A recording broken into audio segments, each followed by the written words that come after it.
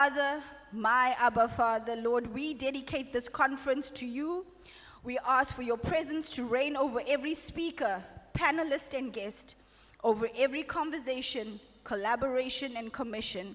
We invoke the covering of the blood of Jesus over this entire atmosphere. Let it be charged with wisdom, creativity, and prophetic clarity. We declare no weapons here will fall to the ground. No woman will leave here untouched. No destiny will remain dormant. Father, ignite a fresh wind of revival across the continent of Africa through the voices and visions represented in this room. Let this gathering birth new ideas, heal wounds, and awaken long-forgotten dreams. Let every woman in this place arise and shine, not just for herself, but for her generations and generations to come who are waiting on her obedience, my God. We seal this conference in divine authority and call it blessed, powerful, and world-shifting in the mighty and magnificent name of Yeshua HaMashiach, Jesus Christ, our King and Redeemer. Amen.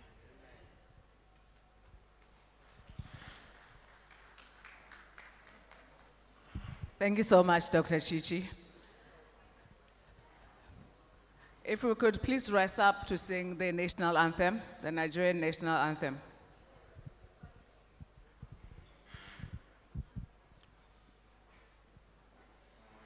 You want to lead us with the national anthem?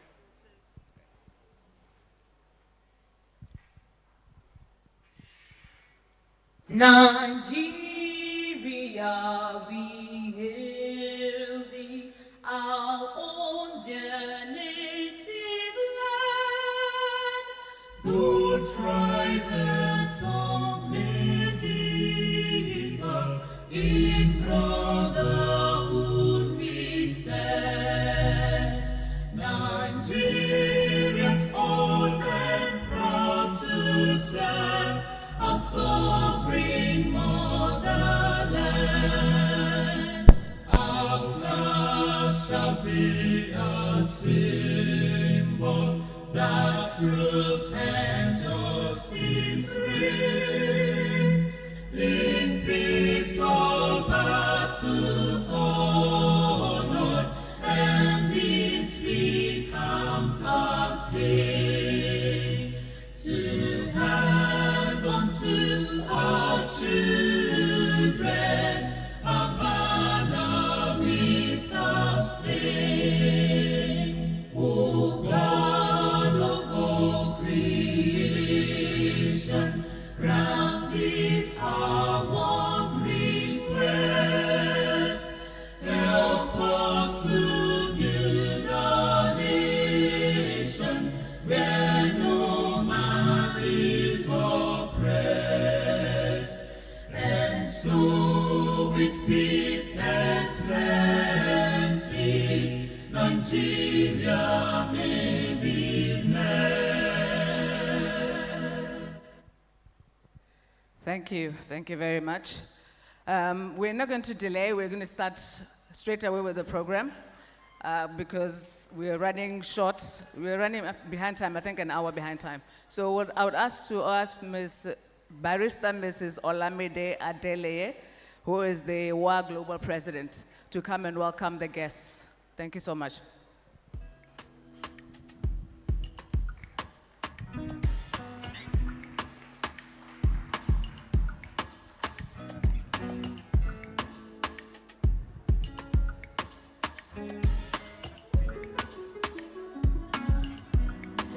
Good morning. Good morning to every nation of the world represented here today. What an exciting day, what an exciting time to be gathered together with women of vision, women of purpose, women who are ready to not only walk and run, but to fly, not just to fly, but to fly and shine. Welcome to the Women Achievers Conference and Awards 2025. We welcome you. And I want to say a big welcome to our dignitaries here today. I would like to appreciate the Botswana High Commissioner. She came in early. Thank you so much, madam. And the Angola High Commissioner, we really appreciate you. Thank you so, so much. Sir, I would like to say, blessed are you amongst women. Okay, so good morning, phenomenal women. What an honor it is to welcome you to the maiden edition where they were once told to follow. Where they were once told to follow. I see the beautiful tapestry of what happens when women rise together. I see great legacies being built. This conference is more than an event. It is a movement, a declaration that African women are not waiting for the permission to lead. We are already leading, shaping, shifting destinies, and boldly declaring a great future. Now, somebody says, if you are not invited to the table, get your chair and come to the table. But at Women Achievers, we are saying, if we are not invited to the table, then we are making our own table. A table of impact, a table of greatness, a table of legacies that our children will look back to and say, thank you to you, thank you, mom, thank you, auntie, thank you, sister, thank you for taking this your step. So yesterday, I met a woman who got to know about the conference from the billboard. And she came, she said, I saw the billboard and I decided to register. And she said, I can't believe this is your maiden conference. Yes, we have started well, we have started strong, and even the sky will not limit us. The journey so far, we gather here in Lagos, not just to celebrate success, but to honor the scars. If you were here yesterday, at the gender-based violence session, you would hear some very touching stories. So we're here to honor the scars, the sacrifices, the strength, and the resilience it has taken to arrive here. There was a time when the idea of women chairing boardrooms, building empires, shaping policies, or founding global movements was unthinkable. But that time is no more. We are our forefathers, foremothers answered prayers, the ones who were silenced, but they dreamed anyway. Your dreams are valid. We are the daughters who broke generational ceilings and turned wounds into wisdom. Let me share a personal story with you. As I approached 50, I quickly feared it might be too late to build something meaningful. And I tell you that I could hear some deceitful voices saying, Olamide, it is time to get on the bed and get a blanket and just relax. Now you're 50. But then, much later, not too much later, I realized that it was time to change the gear. I thought God was relegating me to a sedan, but apparently he had a Ferrari prepared and said it is time to change the gear. So when I turned, that's my personal story, 50, instead of fading, that year became my launch pad. 2 years before became my launch pad. A year before, books were published.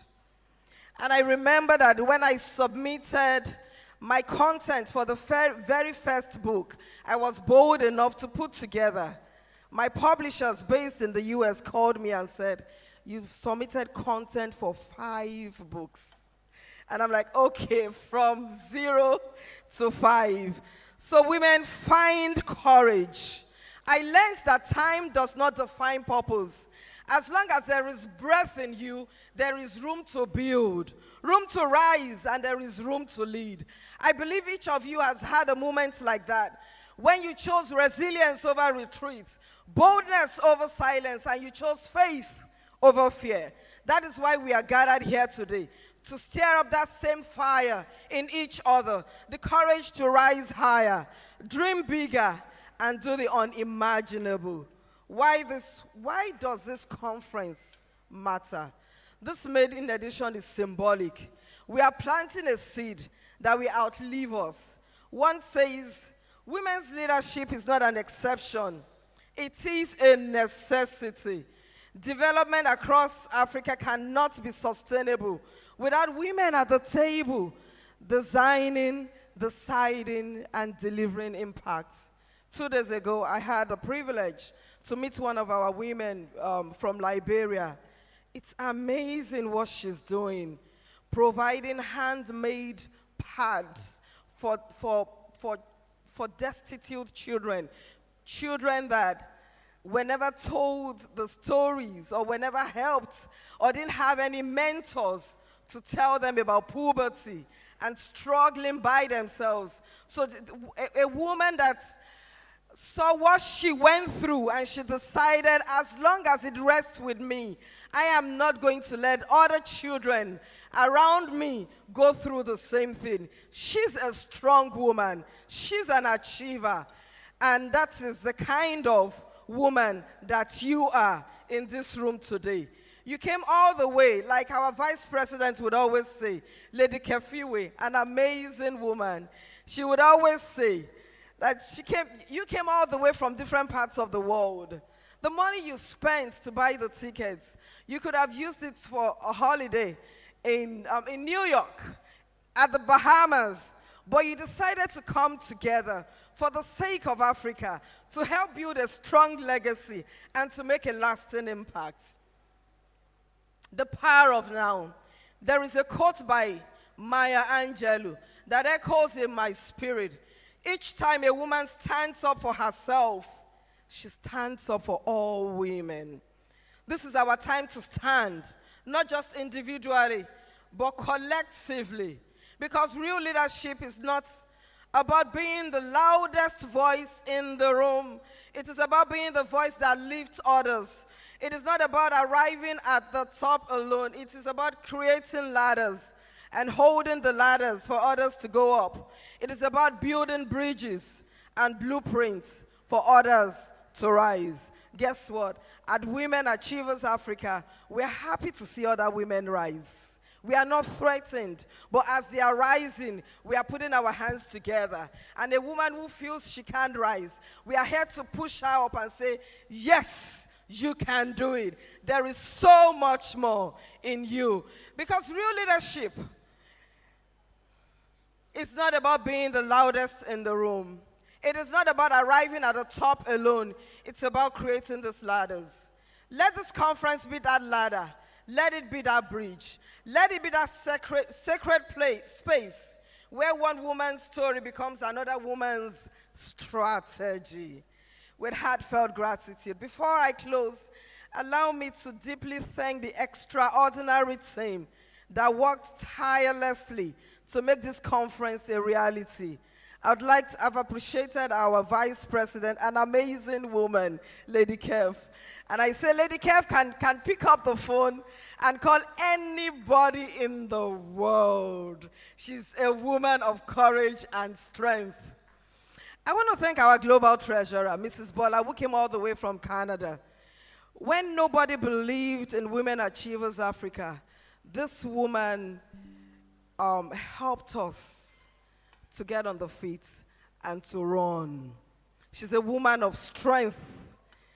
She's a woman of dignity. And she's a hard worker and a high achiever. Thank you, Mrs. Bola, our dear global president. I want to thank the chairman of this conference.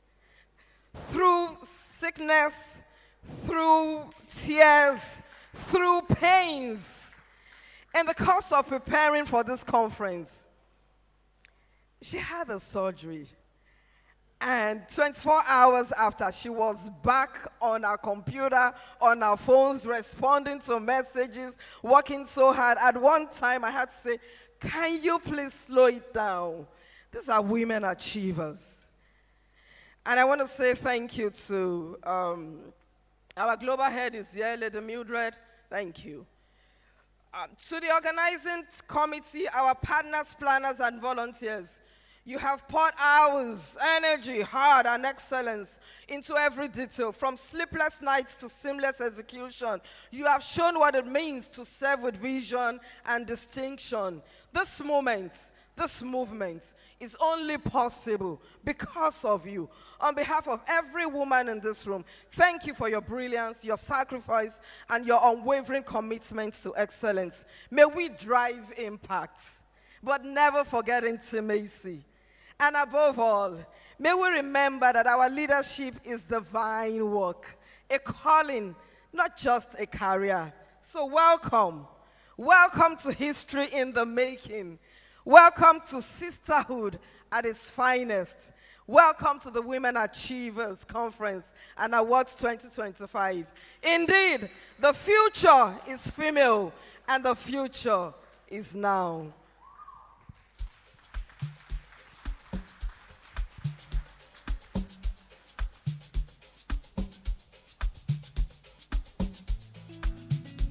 Thank you so much, Madam President. That was absolutely amazing. I'm sure everybody is now feeling welcome and very happy to be in Nigeria. All the countries that are here with us today, welcome to Nigeria. The next on the schedule, we're going to call for Mildred Opondo, who is the WA Global Head, to give us a brief introductions of different countries that are here. Mildred? Okay, thank you. Give her a round of applause, please.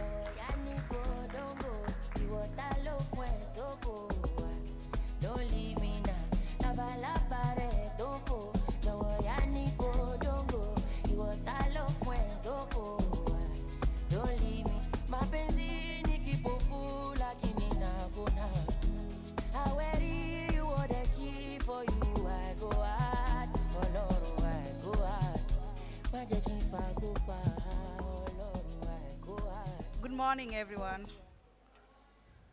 Good morning again. Trust you slept well. So this morning, I would like to introduce the members who have been helping us in each and every country. We call them the country representatives. So before that, I wonder whether there's somebody in the house. Is Mr. Victor in the house? Okay. Maybe before he comes, I would like to give a brief history of Women Achievers. Women Achievers was basically started by one gentleman called Mr. Victor Okwadi. So this is his brainchild, and we thank him for that. After that, Mr. Victor came up with a team after a very good request that he should have a team on board. And all of us, we are a product of that team, coming from Madam President, Madam Vice President, Global Treasurer, Global Head, Global Secretary. It's unfortunate that our Global Secretary was not able to make it to Lagos, but we look forward to many developments. So, having said that, I would like to request all the country reps to make their ways to the floor, please. Esther, you're there. Chomba, you're there. Teresa, you're there. All the country reps. Let us clap for them as they come.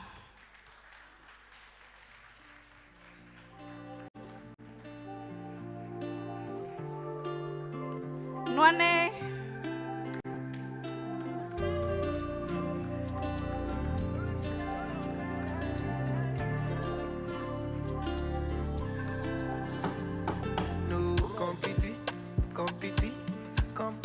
Botswana. Oh no, 'cause she get everything where I need in a woman and more. My lady, if you see my lady, oh, it's not no one. You go know say people fine. You go know say God design in a LLA. Oh, na LLA. Oh, I'm still waiting for Botswana. Yes, come please.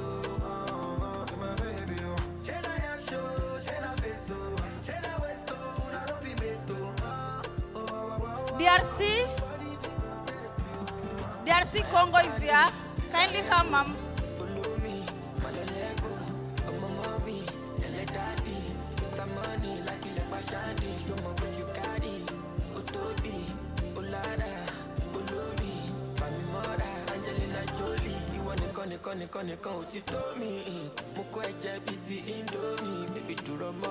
Any flag that is not here but is in the house, kindly come with it. Yes, come with it. Any flag that is not here but is in the house, come with it. Nigeria, I'm not seeing your flag. Nigeria. Thank you, Liberia. Thank you so much. Glad to see you.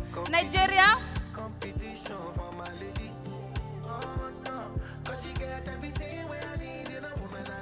It's amazing we're in Lagos, Nigeria, and there's no Nigeria on the floor.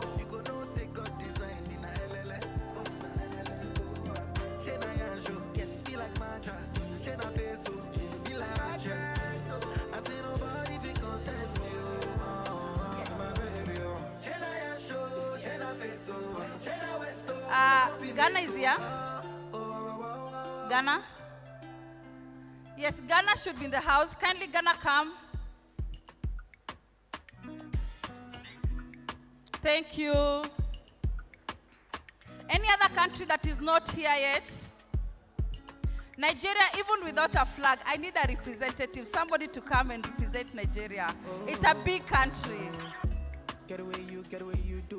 Nigeria, amazing. Already we have Nigeria. Okay.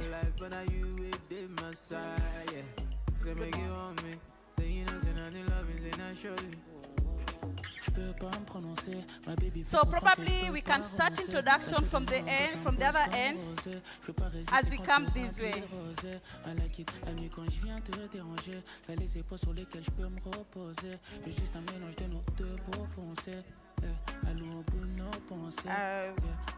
Priscille Mokier of DRC, République démocratique du Congo.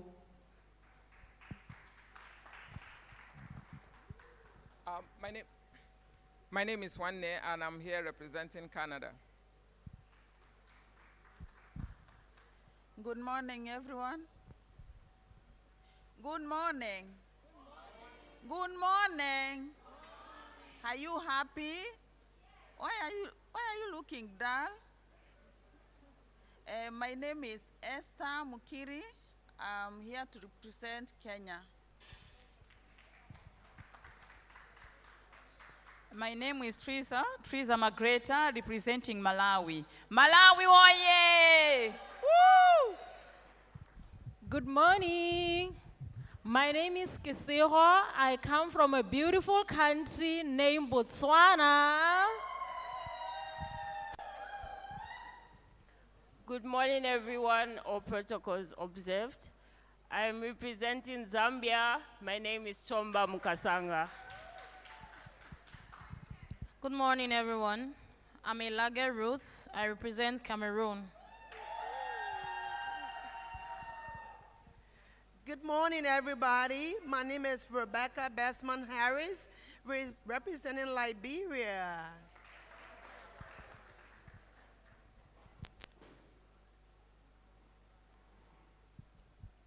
Which country? Ghana. Good morning, everyone. I am Irene from Burkina Faso, but I live in Ghana. I'm representing Ghana here. Good morning. My name is Sebastiana Terra. I represent Angola.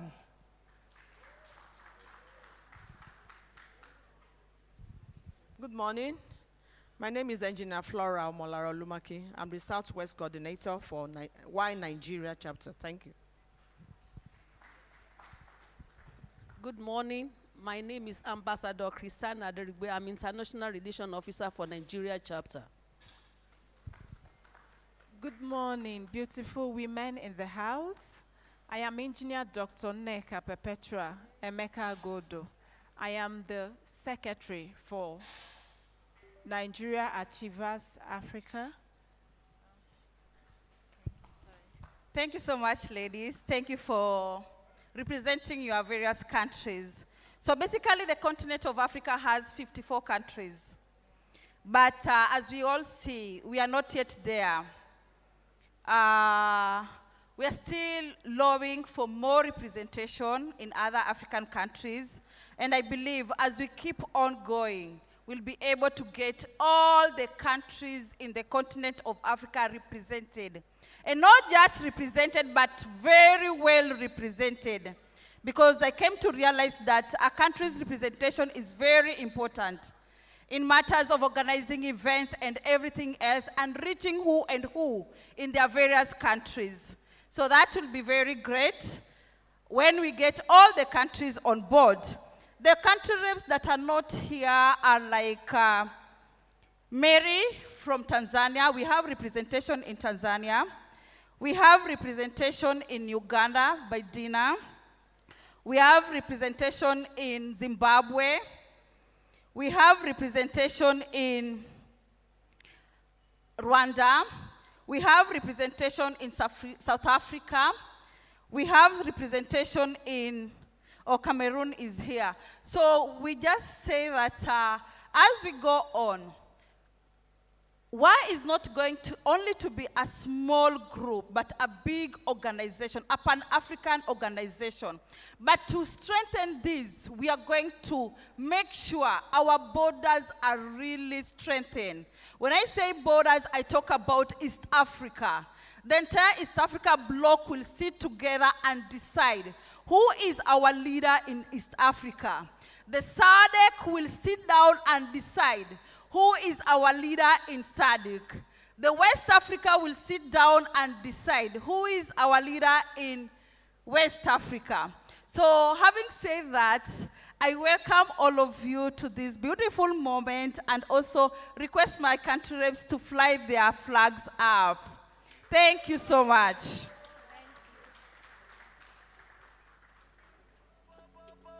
Yeah, we can now go.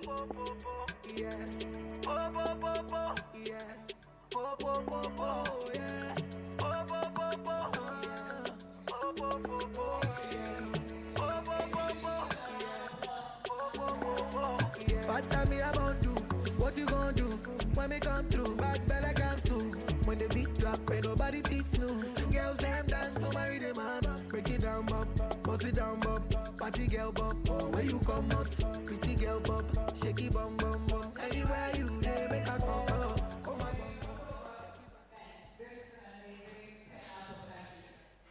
So far, we see there's about 10 countries that are present today. So, ladies, welcome to Lagos. And I hope that you have an amazing time while you're in Lagos. I am from Botswana, but I've been in Lagos for at least 10 years.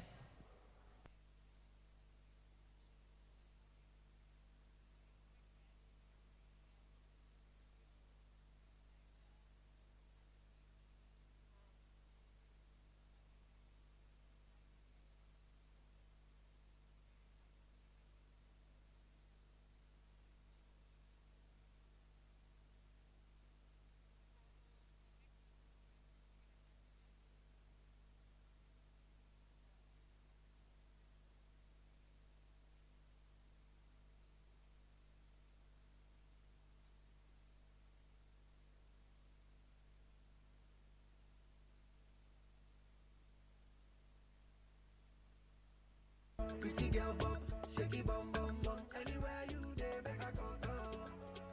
Go, you got me like go, you got me like go, you got me like go.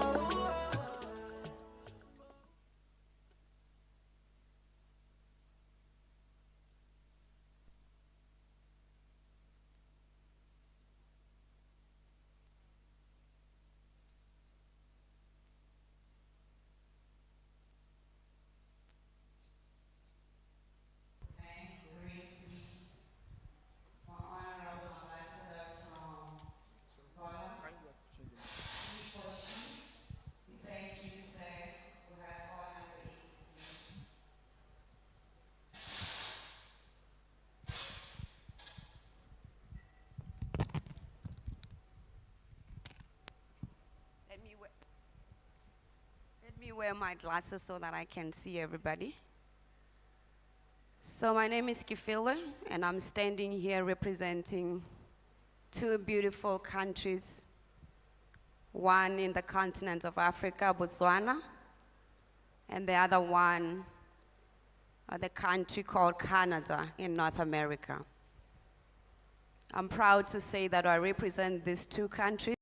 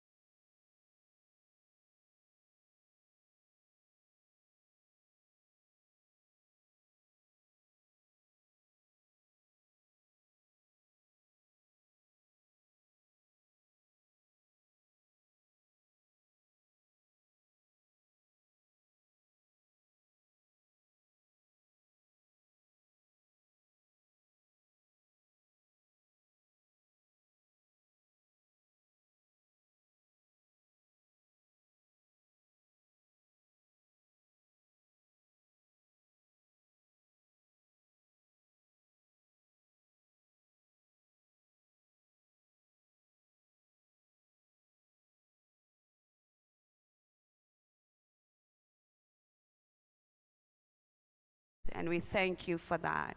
I also want to thank our country reps, the ladies who were here. We started with most of them from day one. I particularly want to shout out to Lady Chomba from Zambia, Lady Teresa from Malawi, Lady Rebecca. She has an amazing story to tell. This is a woman that even the odds were against her to come here. Yesterday I had a chat with Madam President. I said, I cannot believe Rebecca is not here. And she looked at me, she said, she's coming. You won't believe what happened to her. As soon as I got to the hotel, there she appeared. That to me is a statement of a woman who says, it doesn't matter what happens, I'm going to go to Nigeria and stand with our sisters. So that is the spirit that we are trying to really cultivate here in WA, the spirit of sisterhood. When you hear that Kifile is sick in Canada, do whatever it takes to make sure that you support your sister. I work in an environment where it's people from Germany, people from France, people from America, people from Canada, you name it. Trust me, sometimes I feel lonely, and I say, I wish we were so united like these people. But I'm so hopeful today to see your sparkling faces. I believe and trust that when I go home, when I go back to Canada, I will have this hope that indeed the Africans are also gradually coming together and uniting. Because as you know, we cannot achieve anything without unity. We have to unite. We do not have a choice. So I speak a lot, but in the interest of time, I would like to proceed. Today, my job is to talk about the next steps. What is going to happen after everything is said and done? We are here because we want to make an impact. So I would like our brothers at the back. I was having a conversation with them earlier. I hope and pray that they are going to project my presentation. Please, brothers at the back.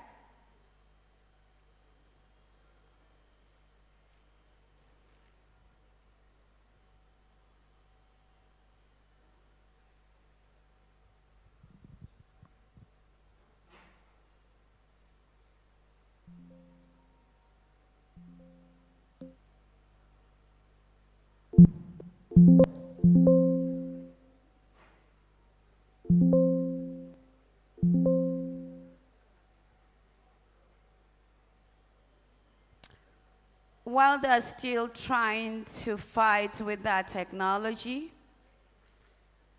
I wanted to start with a quotation from Gandhi. Gandhi said, "Be the change that you want to see." I would want a volunteer or somebody who is very confident. I have a book to give out. This book was written by Sheryl Sandberg. Who is Sheryl Sandberg? Does anybody know who is Sheryl Sandberg? No, Kim, you cannot answer this one. Somebody else. Who is Sheryl Sandberg? Okay, good. Now here we are. Gandhi says, we want, be the change. Unfortunately, we cannot see the quote that I was talking about. But my question is, when Gandhi says, be the change that you want to see, what do you understand by that? Be the change that you want to see. Anybody who wants this book? You answer the question, I give you this book. Yeah? Yeah, you come over here. I said somebody must be confident, and you are elegantly dressed. This is our sister from Qatar.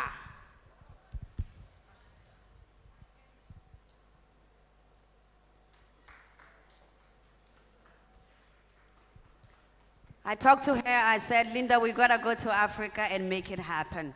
So what does it mean when Gandhi says, be the change that you want to see? It basically means that I take the responsibility to be a change agent. Yeah. Perfect. Thank you so much. I give you this. So, Linen is a book that was written by a former COO of Facebook. I know a lot of you have Facebook account. Gandhi simply says to us, change begins with me and change begins with you. If you want to see a change in your community, you cannot wait for Kifilo to come and effect that change. Neither can I wait for you to be a change force in my community. So we are here, all of us. None of us is to point a finger at a politician or at anybody. You are the change that you want to see in your own communities. Yeah, can we move on, please? Brothers, I know I'm meant to be fast. Can we please, yeah? So I'm going to be talking about war projects. People keep on asking, but after the conference, what follows? So we are here to share with you a little bit about what is going to follow after all the discussions and the deep conversations we are going to have. Those conversations are critical, but it's not the end. So we are going to have what we call raise a leader RAL for girls. We are going to target teen girls. We have 4 components under that. I'm not going to articulate in details what each entails, but we are going to have something called Take a Girl to Work. We're going to have Raise Confident and Innovative Girls. I think our sisters like Marge who are into STEM, they will help us in that regard. We are going to have Groom and Adopt a Girl, and this part is very close to me because we are going to be helping girls with disabilities. And then we have Girls Exchange Program where we want them to be working in groups, going into different countries to be part of community projects. And we are hoping that the RAL will be launched on the 11th of October. Can somebody tell me the significance of the 11th of October? I've got another book to give out. Who can tell me the significance of October the 11th? No Googling, please. Just the brain. Yeah? I hope you didn't Google. Oh, yeah? Come, come, come. We like to give women the stage.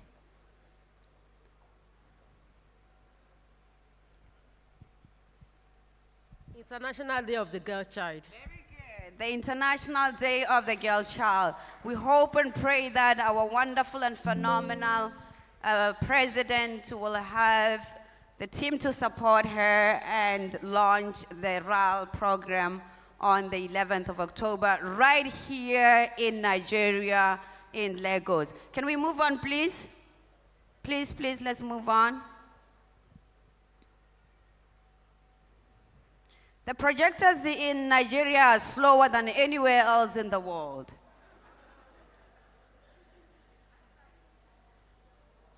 Can we move on, please? Brothers. I was told that the younger generation are AI, what do you call them? Experts or... So the story walk. So it's an innovative way to combine physical activity with literacy. The story walk encourages families, children, and caretakers, be it grandparents, to engage reading while they also do some exercises outdoors. This is something that some of us are already living in the first world. So we also want to bring such to the continent. It's a way to get kids, as you can see from the pictures, excited, out and about, but at the same time learning about different things like their values, learning about financial literacy, learning about the culture, the history, and so forth. The story walk, I must mention that it was created by Anne Ferguson.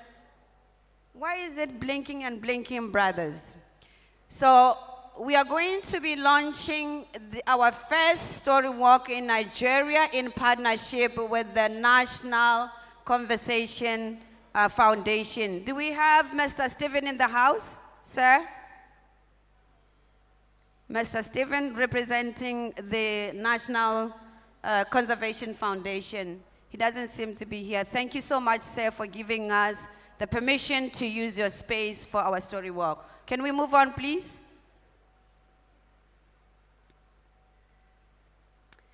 We are also going to be launching what we call the WA Mobile Library. Can we play the video, please? No?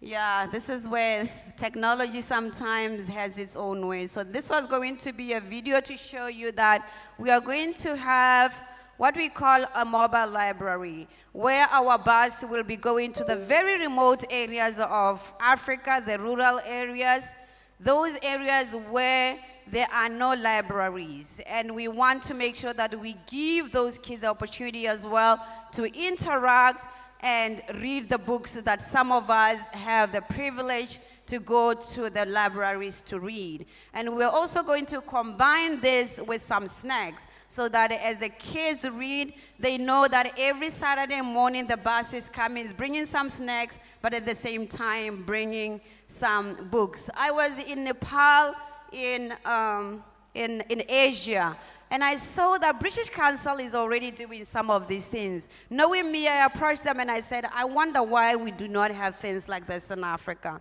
And so I thought, as Gandhi said, change begins with us. So we are here not to wait for British Council to bring this bus. We are here together to say we can bring this bus to our communities. Please continue fast. The next one is Project 50. Is a transformative initiative aimed at empowering students across Lagos State, particularly in public schools. As we know that our public schools usually have got limited resources and sometimes they're not even in conducive spaces for kids to learn. I picked a line from Mampela Rampela at some point reading her book. She said, one of the things why our education system is not producing the best is because our environment is not supposed to be just conducive, but also inspiring. And we hope and pray that through the Project 50, we should be able to refurbish 50 school libraries, creating equitable access to learning tools and environments. Please move on quickly. The other one that we are already doing and will continue to do it on a large scale is Learning and Innovation Hub. We are going to promote lifelong learning in alignment with SDG 4.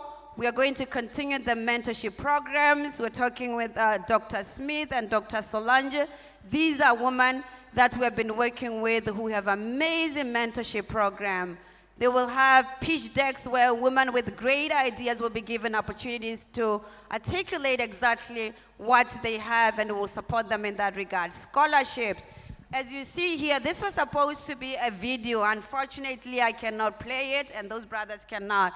But this we will continue to talk about on the last day. It's given by the European Business Institute. And in this video, it was showing you how women that have been given scholarships in places like Kenya, in places like Ghana, once they graduate, those sisters, they can be able now to look for jobs and earn some money so that they can be able to raise their kids. And we are privileged also to partner with Regenesis. Sister Eunice, I hope you are in the house. This is an amazing sister from Kenya, and they have a powerful program called Her Potential, meant to equip young women with business skills so that they can go and thrive in their businesses. Next one, please. The other one that we are going to launch is what we call a WAS store.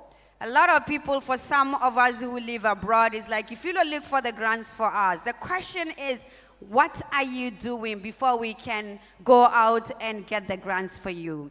So now this is our own way of raising funds for WOW. Before we can even think about, remember, change starts with you. Change starts with me. So we're going to have the WOW store. These are some of the products, just a sample of what you are going to find on the WOW store as a way to promote the project that I was already talking about. Please move on quickly.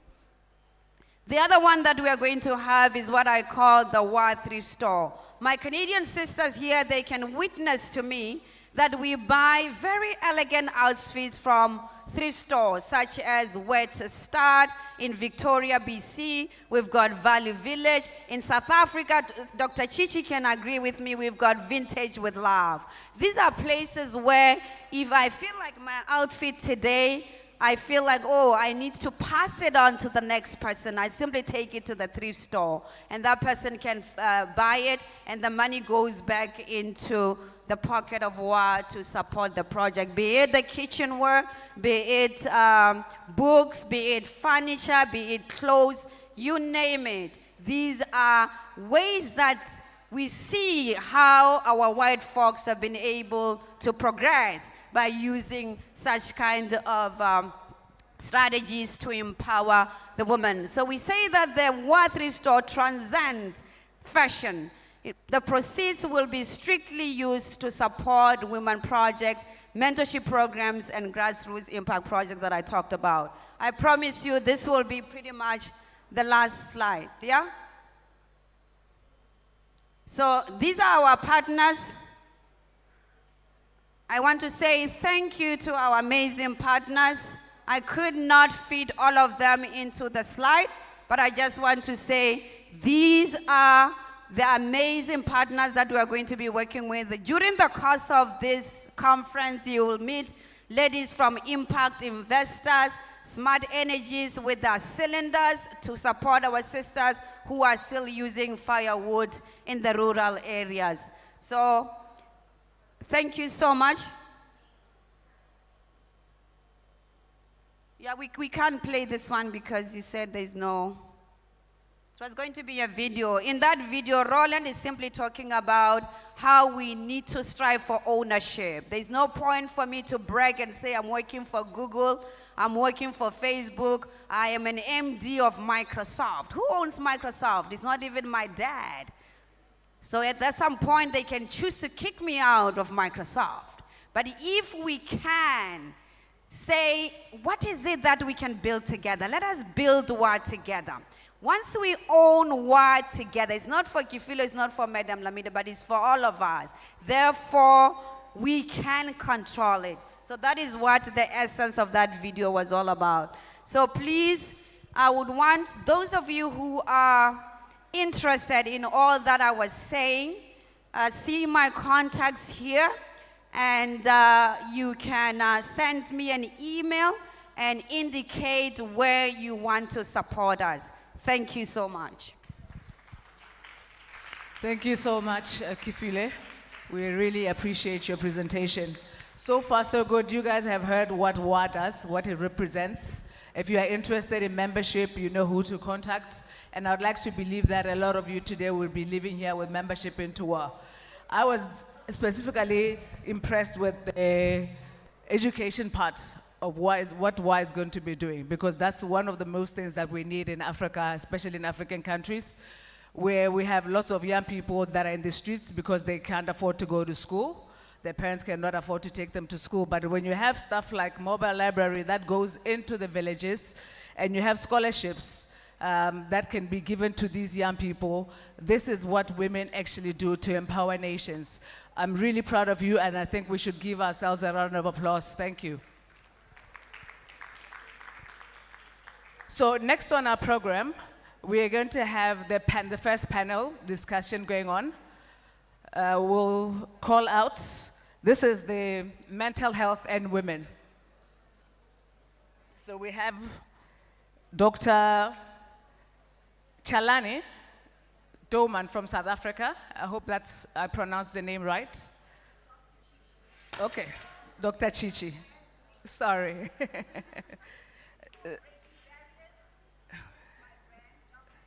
Dr. Chichi, okay, they didn't write that here, sorry. And then we have Uma Tana, is that how I pronounce it? From Singapore.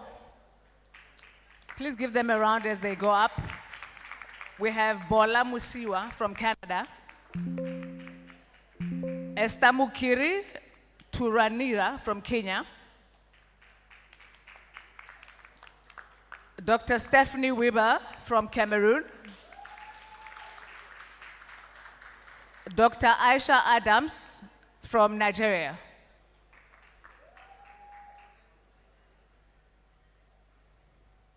And the coordinator of the panel is Ijoma Thomas Odia.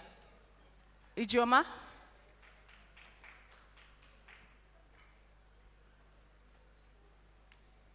Where is Ijoma?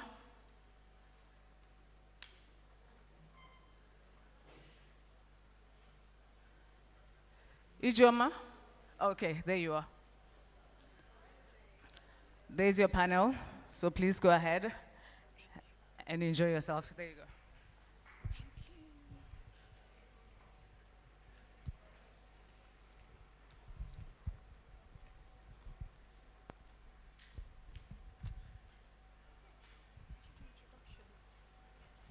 Good morning, everyone.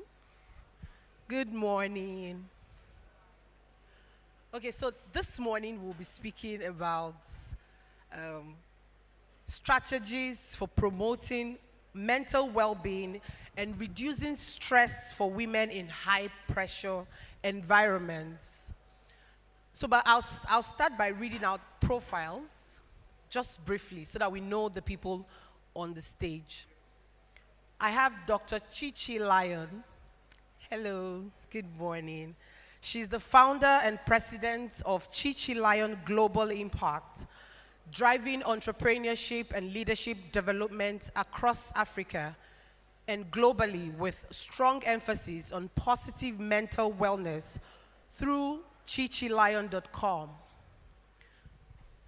She spearheads the Rise 1 Billion movement, which empowers leaders across Africa and globally to address systemic challenges like poverty, inequality, climate, and health within the framework of the UN SDGs.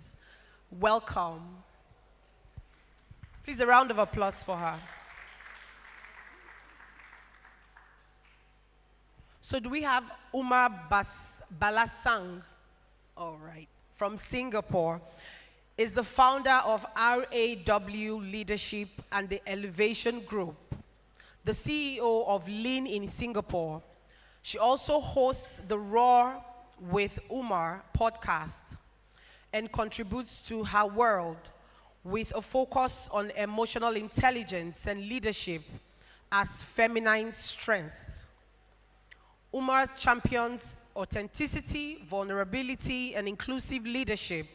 She encourages women, especially Asian minority professionals, to confront imposter syndromes, transform fear into courage, and build belonging through emotional openness. Do welcome. I hope I didn't get your name too wrongly. Okay, so we also have Bola Musiwa. Is she here? Oh.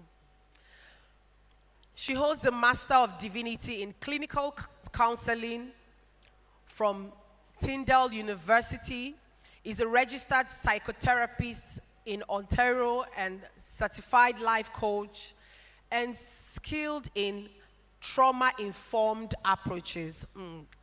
Welcome, Bola. Please, a round of applause. Thank you. And we also have Esther Taruna. Is she here? Okay. I think I'll move to Dr. Stephanie Wimba-Kay. Okay, she was elected global president of the Young African Women Congress, YAWC network in March 2025, demonstrating strong peer support and democratic credibility. She has led humanitarian and social work initiatives across 48 Cameroonian communities, emphasizing child protection, gender equality, and clinical social welfare. A certified psychotherapist and clinical counselor, she holds a PhD in sociology, a second doctorate in humanities, and an MSc in anthropology, and a BA in sociology, anthropology, and political science with a specialization in public administration and international relations. Please, a huge round of applause for her. Dr. Solang Tumasang, is she here? Okay, so I move to Aisha Adams. She's founder and lead consultant at A. Adams Primo, a public health professional, certified therapist, and transformational coach.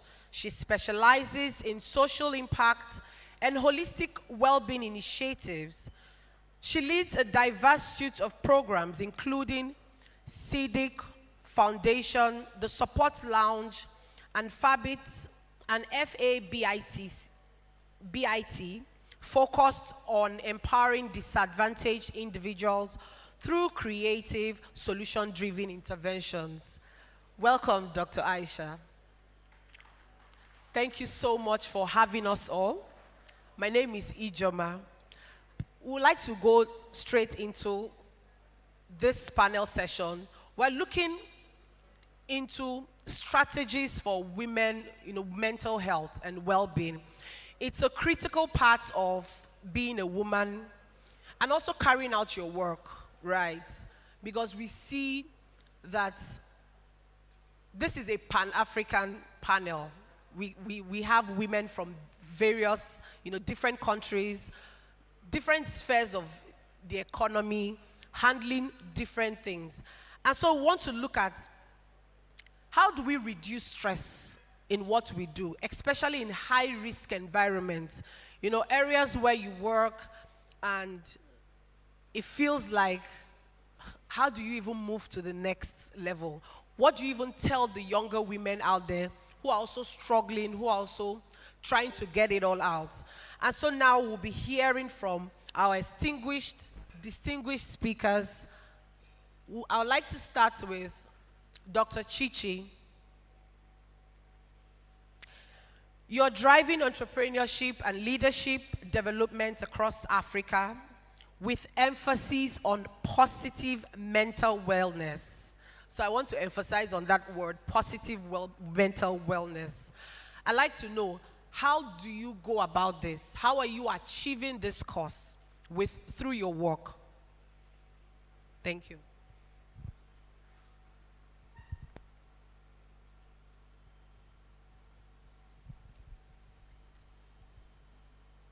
Greetings. Do you want to be quiet? Thank you. Thank you for the question. It's very important, firstly, to know that we cannot pour from an empty cup. I feel that as much as we use a lot of positive words in the work environment or in our personal lives, when we are empty, meaning when we are depleted in our spirit as well as in our mental capacity, we are unable then to drive anything. So for me, it's always to look at self and to fill the cup, because you cannot pour from an empty cup. I have been a leader in industry over 2 decades. I have trained cross-sectorally from the mining sector as well as the finance sector as well as the leadership sector. I promise you, the burnout is the same. When you drive a car, you need to fill it up with fuel, right? So when your car is empty, I'd like to know, are you able to go anywhere? You aren't able to do that. So for me, when we deal with individuals, we firstly deal with personal mastery.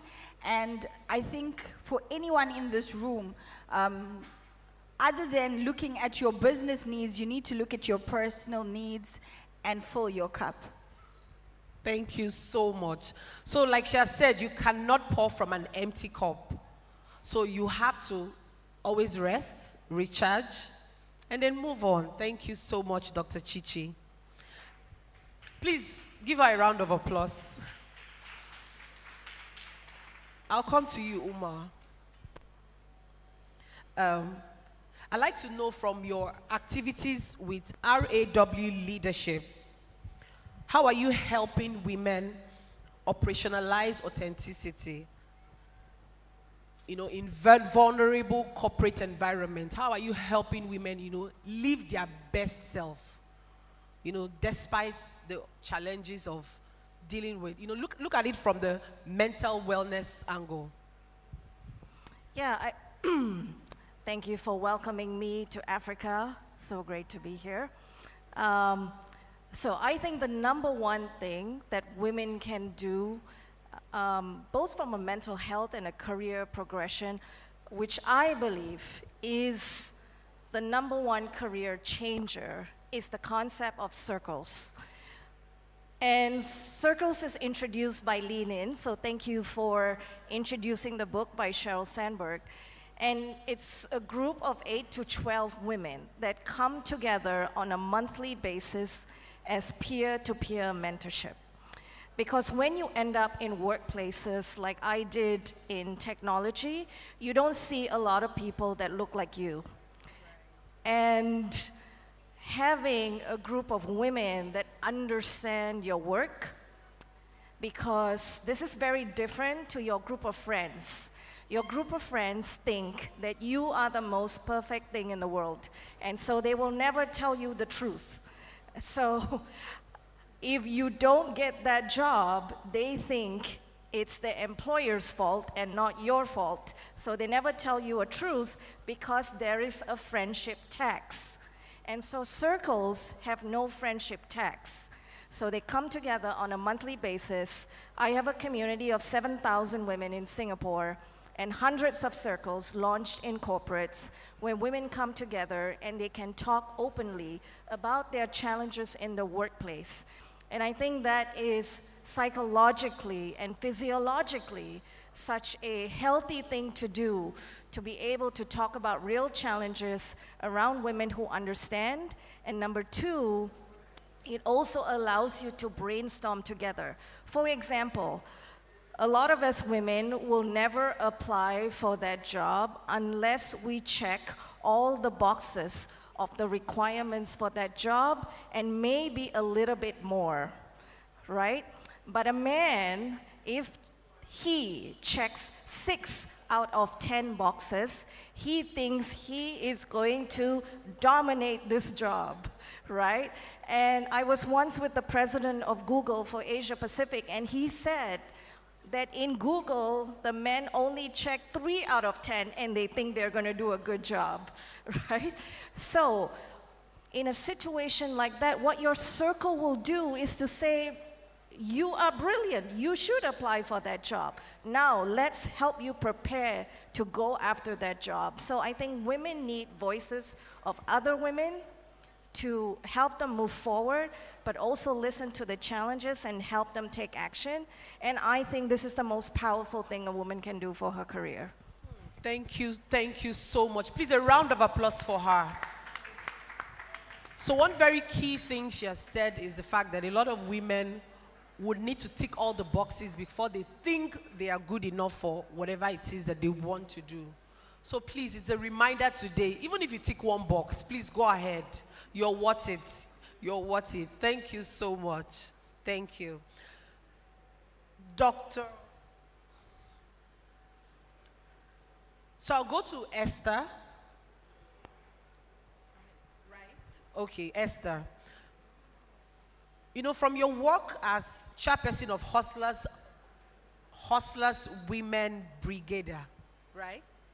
You want to tell us about it, and how are you prioritizing mental wellness for women through your work?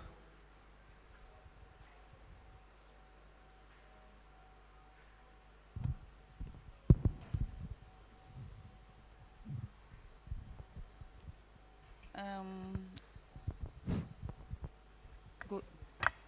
Can you hear me? Hello? Okay, it's working. You asked me to talk about Hustlers Women Brigade. Sorry, thank you. Sorry. You said I yes, talk so more about being the chairperson and founder. Okay. Okay, let me say, at the moment, then I was, it was a campaign team. Oh, right. But now I'm working as a gender advisor in the office of the president. Yeah, so how I balance between work and personal life. Okay. Yes. You know, sometimes as leaders, we tend to like to do everything by ourselves, but it is important to know that there is life and there is work. You need to prioritize your life. You need to balance between work and personal life and family. So it is always good to delegate when possible. Let other staff members help you what you're doing, because when you do everything, you may end up stressing yourself and ending into mental problems like stress and and other mental issues. So it is always good to delegate, let other, as a family woman, there is a lot which is expected of you, but you need to know how to balance. Do what you can and leave what you can't do, because your health comes first. There is always tomorrow. When you lose your life, the following day, someone will be employed to take your responsibility. No one cares about yourself. It is only you. The responsibility of your life, of your health, lies within yourself. Thank you so much. Please, a round of applause for her. And she also serves as country representative for Women Achievers Africa, and I'm sure that part of what she's doing for the women of Kenya is to also ensure they are prioritizing their mental wellness. Either as a wife, a mom, mother, grandmother, auntie, sister, you need to be really sane to carry out your work. Thank you so much, Esther. Dr. K. Can you hear me? Dr. K? Dr. Stephanie, right. As AWC Global President, how will you scale mental health and psychosocial support to conflict-affected areas across Africa? Thank you. Thank you very much for this opportunity. I am the Global President for the Young African Women Congress Network, and our headquarters is based in Ghana. The network, the York Network, is well structured in such a way that we have taken it upon ourselves to actually identify the different levels and classes of women within this network. Actually, it's an African network that has to deal with issues relating to grassroots women. So we have identified the different professional levels of women within the network, and we have formed different subgroups through country representatives in Africa and the diaspora. At the moment, what we do as a network to assess mental health, well-being for grassroots women and women working in high-pressured environments, the first thing we do, especially for women in conflict-affected areas, is that we conduct a needs assessment for countries with women within the network that are affected by crisis. So we have the opportunity to train the locals through our partnerships with local NGOs and community leaders who help us facilitate this training and navigation within the communities to access women who are living with mental disorders and trauma as a result of the conflict in their various countries. So far, we have been able to place monitoring and evaluation protocols within these countries through the network to assess and verify the support that is offered to women who have suffered within conflict-affected areas, maybe for those living with severe trauma as a result of the post-traumatic stress disorders. Normally, we all understand that every human being, be you in a conflict-free area or in a conflict-affected zone, has a mental problem. So all of us who are sitting here have mental disorders. I'm sure that in another section of this presentation, we shall be able to see how we can assess ourselves as women who are working in high-pressured environments to know the different types of mental disorders we possess and how to effectively use my services as a clinical social worker and psychotherapist, and to join this network to have optimal mental wellness. Thank you. Wow. Thank you so much, doctor. In fact, I'm just finding out, so we all have mental issues to deal with. Oh, some people are saying no. All right. So we'll find out later. Thank you so, so much for your insight. Dr. Aisha,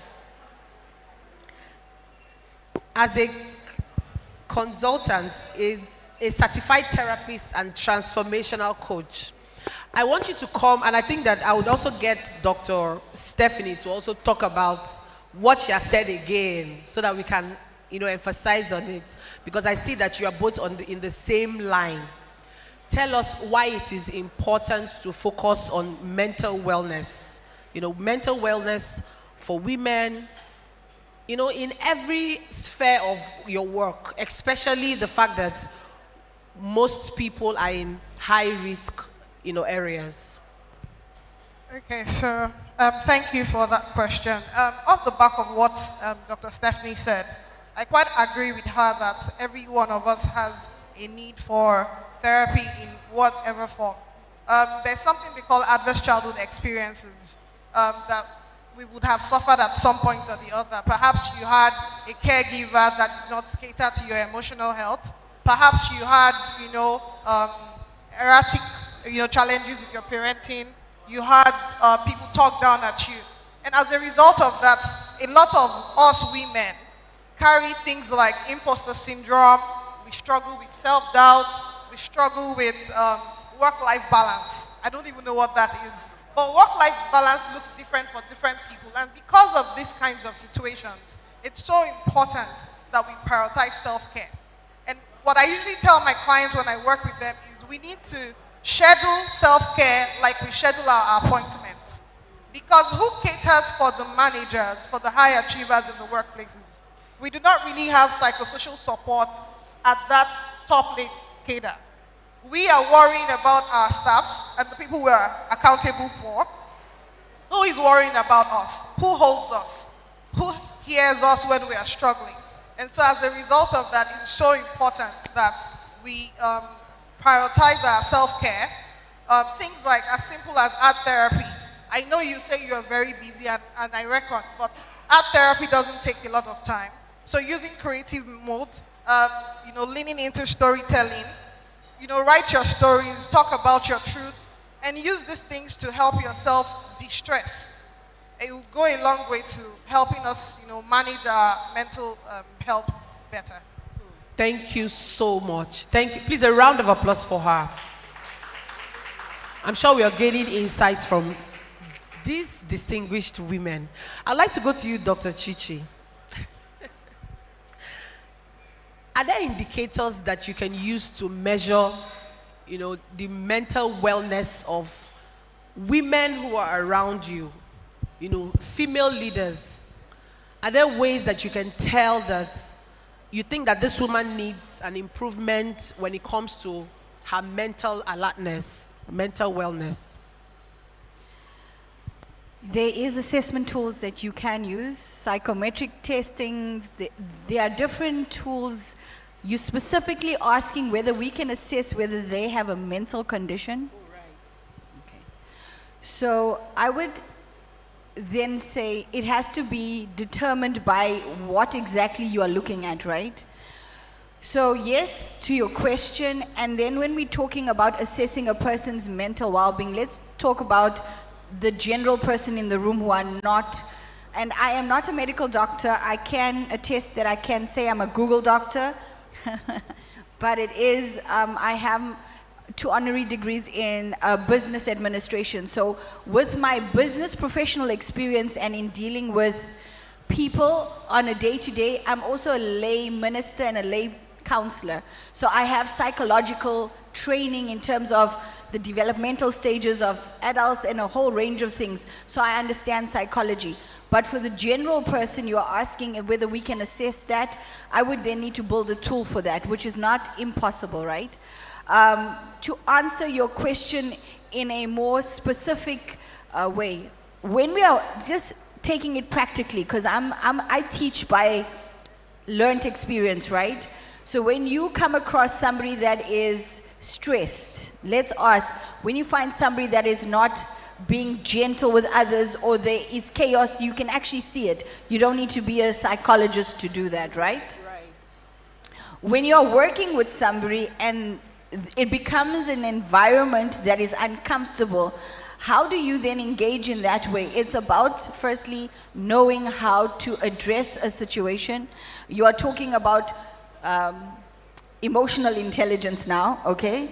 And then you are also now speaking very specifically into organizational development and seeing if you have the tools in place to manage mental wellness in the workplace. So I feel if you look at across the continent and if you even look at Africa on its own, mental wellness is basically a stigma and nobody will actually say, I have a problem, right? Now imagine you asking somebody or then telling someone they have a mental condition. We're gonna need to also be very mindful on how we approach your assessments or even say, okay, I'd like you to take this test. Because it's very difficult already to ask people to assess. So I think the first part is education in making mental wellness not a stigma, but a tool for self-improvement. Okay? And I think if I want to expand further,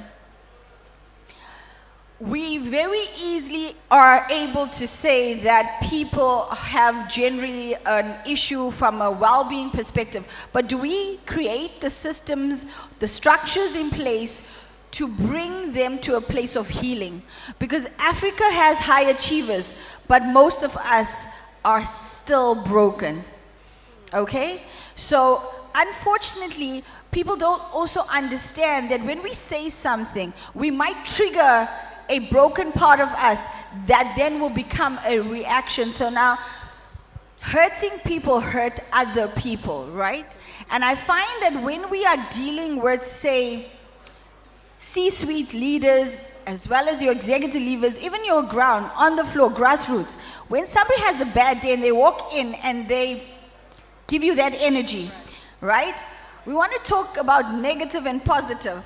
Now, positive is deciding that when I walk in, my day is really bad, but I'm going to change that by choosing to do something that is not negative but positive. So just on a very, very simple, practical level, we as leaders need to be mindful on when we want to stigmatize an individual or an organization or anything to that matter by saying, okay, here's an assessment tool, please assess yourself. We want to establish your mental state. I don't think that, I think we have to be wise, discern why we're using the tool and how we approach using it. But I'm certain I have not used the tool that you're asking because I use wisdom and discernment and my practical experience to assess what and how to react in that moment and how to deal with the situation. I also have the Chichi Line Leadership Institute where we teach leaders faith-based practical tools to deal with human beings and other leaders in that space. So I think for me, your question is very, very broad, complex, and deep. We do need us to be able to firstly accept that mental wellness isn't a stigma, it's not a problem, and we are able to actually deal with it in a way that's with dignity, right? That's number one. Number two, with compassion. Because if we can have empathy and compassion when we are dealing with a situation, it is much more powerful and will bring you a positive outcome. And I think my last advice on this subject is, it is impactful when we address something intentionally, especially when, and being mindful. So we in the leadership sector and in the coaching field as well as the mentoring field, are we mindful by telling somebody who's not ready to walk a healing journey or to even look at self, are we mindful when we address them? And even if we want to help, are they ready for that kind of help? Okay? Thank you so, so much. Thank you so much. Please, a round of applause for her. So from what Dr. Chichi has said, everybody should be like a mini doctor. You need to understand, when people are giving you that negative energy, you can understand if this person is actually dealing with something and try to help the person find solutions instead of maybe giving it back, right? Thank you so much. Thank you. So, Umar, I'd like to come to you with Elevation Group, right? Elevate Group, right? How are you, putting this issue of imposter syndrome and fostering inclusivity? A lot of women deal with it.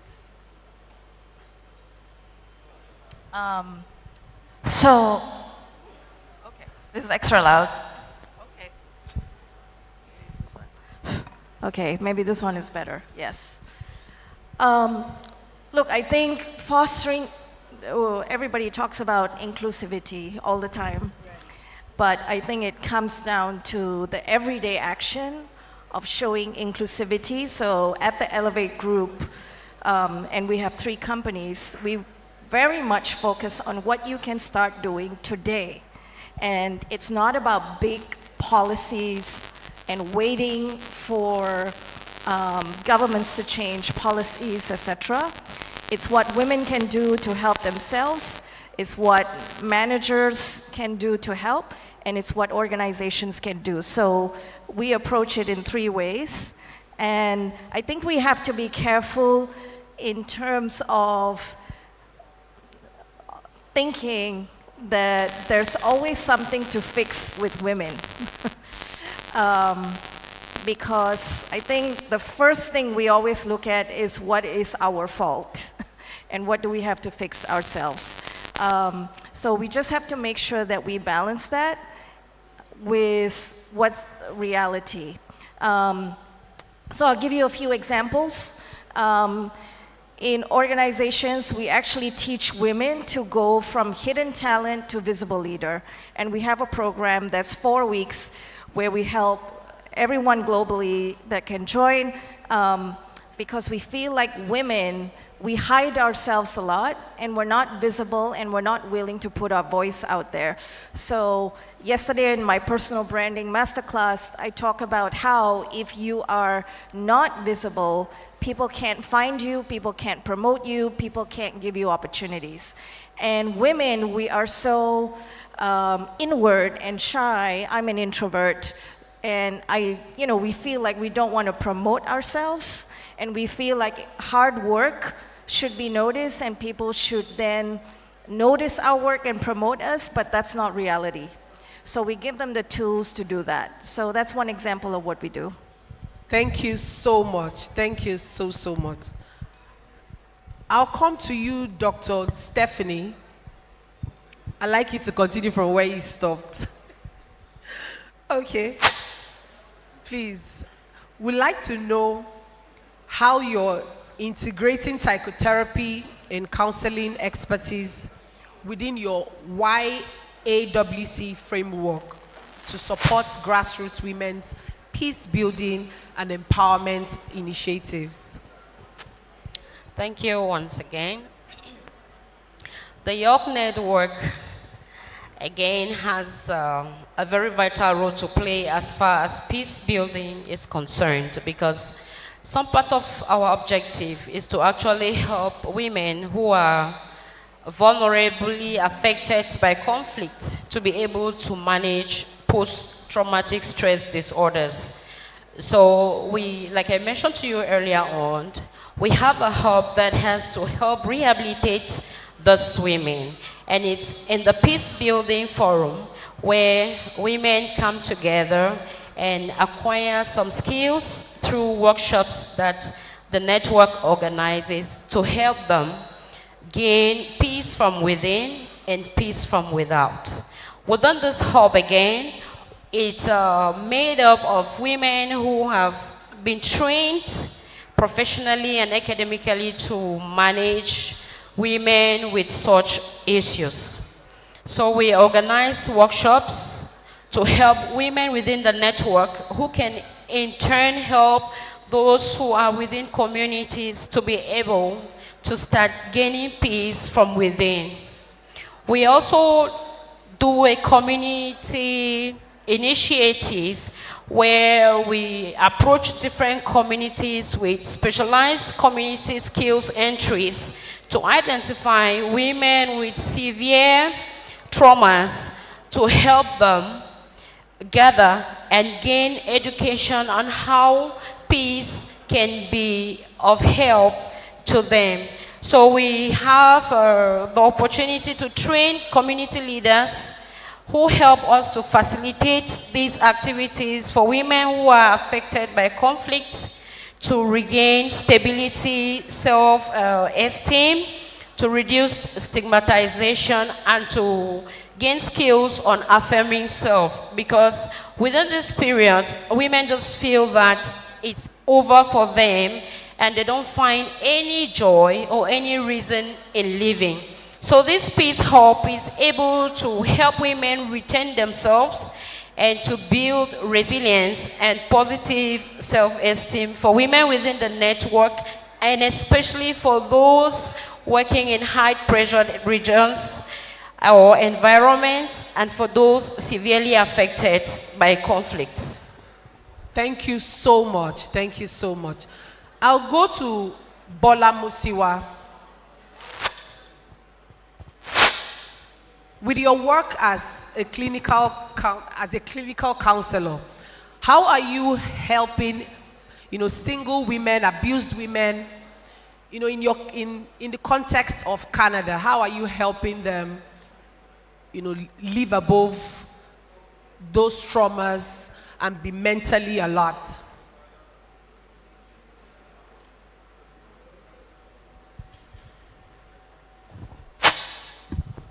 Thank you. We run 3 organizations in one. I'm the MD of Treasure and Youth Counseling Centers. I'm also the president of Life Redefined Outreach and the president of Trashy Treasure Ministries. And so what we do, we are registered in Nigeria here. And for women, we have empowered widows. We have chapters in Abuja, we have in Lagos. So we have given them loans, which 80% they give back, 20% is grant. And so we have a very holistic approach. So what we do is we give them free counseling. We help them in terms of empowering them, because for us, we believe that if they are not stable financially, their stress level is going to really go really high. And so that's what we have done so far with the widows in Nigeria. And so we're going forward right now with scholarships, giving them, supporting with school fees, and also giving them backpacks, water bottles, notebooks for the children. And so that's in Nigeria here. And so, and every year, 3 different times, we take them out for self-care.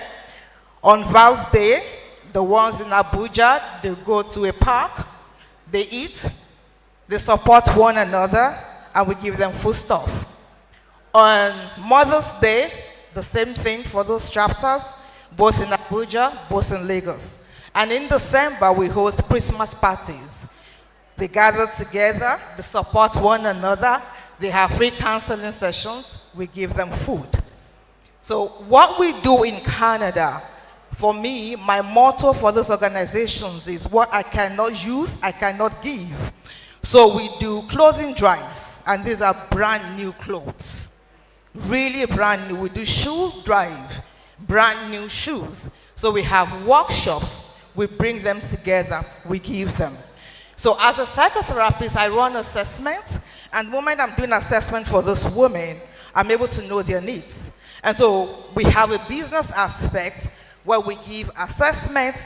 It's free because government pays me. But anyways, so we run free assessments and we run free counseling.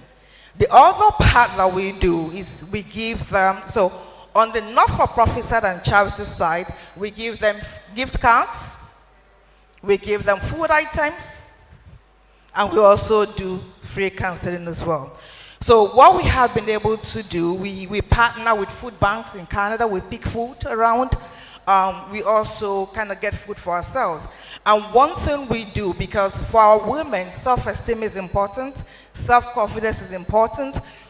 The moment we go to the food banks to pick, I tell my staff, do not pick any expired products. So what we don't use, we don't give. That's our motto. So right there, they see the things out. They take out expired products. They bring the things that are really brand new. We partner with Shoppers Drug Mart. We pick everything, toiletries, we pick food around, and we donate. So what we do again, we partner with libraries as well. In front of the libraries in Canada, they have food, I think it's food fridges or food, whatever. People are really hungry. So we go put food items in there, people go there to pick. And so far so good. We have been, believe you me, when food is out, when financial burdens are out, stress levels reduce. And so we have been able to really empower people, both here and in Canada, and we're still growing. And I think for me, the holistic approach is the best way to go for us. Thank you. Thank you so much. Please hold it there because I have another question for you almost immediately. Because I know you have a Master's of Divinity. So I want to emphasize on that word, and I'm coming to you. In what ways do you integrate pastoral care and clinical psychotherapy to provide cultural and spiritual responsive support to victims of violence, refugees, and all of these people that you have talked about? Thank you. Thank you. So in terms of providing faith-based services, we, in North America generally, we don't force them. So we integrate based on the needs of the clients. So if a client says that, you know what, I want my spirituality to be included in my assessment or in my counseling sessions, then we do that. So that's what we call inner healing prayers. We do that with our clients. That's what we call inner child prayers. We do that with our women as well. So in a way, we integrate spirituality and counseling, because honestly, we have come to really realize that adding your faith values makes therapy more efficient. It's way more efficient, and we have seen that clients who combine both have better experiences when it comes to counseling improvement. Thank you so much. Thank you so much, ma'am. Please, a round of applause for her. So we'll be having final words now because we're running out of time. I'd like to start with you, Dr. Chichi. Always with you. Okay. I'd like to have your final words. Why is it important for a woman? Why is it important for a woman, to be mentally well? That mental wellness. How important is it for women in leadership? And thank you for...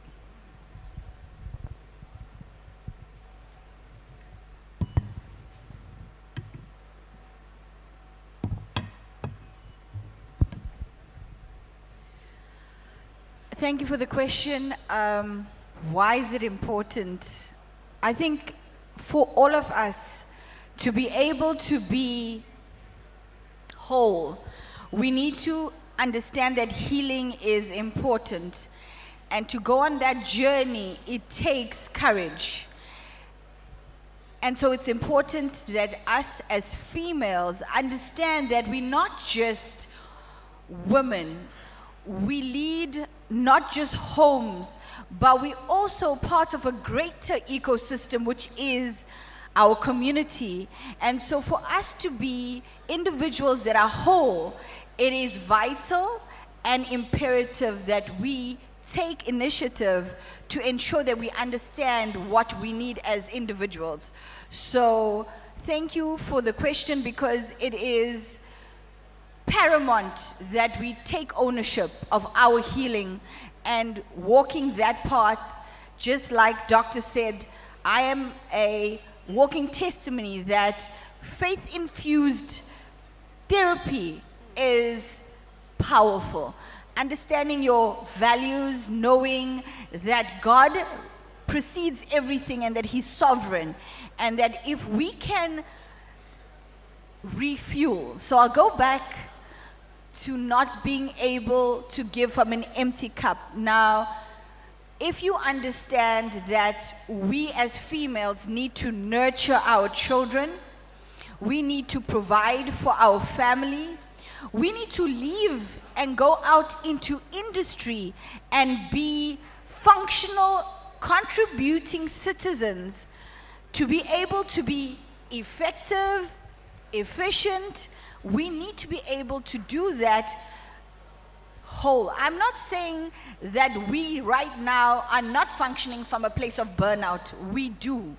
And I mean this with humility for all the females that have to wake up with a heavy load. We cannot do it by ourselves, and God definitely already gives us His blueprint, His kingdom leadership, and His ability to allow for us to, number one, to refuel ourselves, but more importantly, if we are leaders in industry, we are responsible to be able to give the best. And so please, your number one takeaway from me is know thyself. And when you know yourself, you are able to do better for yourself, because the Word of God says that we are to take care of our neighbor. But how do we take care of our neighbors or our sisters if we are not whole? So it's very important for me as a person to advise every single person in the room that it takes nothing from no one for you to take a moment and assess yourself and say, okay, what can I do today that will go 10 decades from now, even to eternity? What am I doing today? When I wake up in the morning, what is my intention? Not just for myself, but to be able to Thank fuel. you so much. Yeah, let me finish this. Okay, please.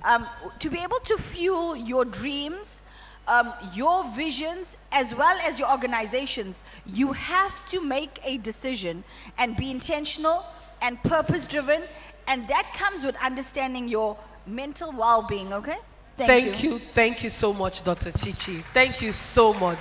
So I'll just quickly, everyone, I want final words for women in the room today when it comes to mental wellness. What are your final words?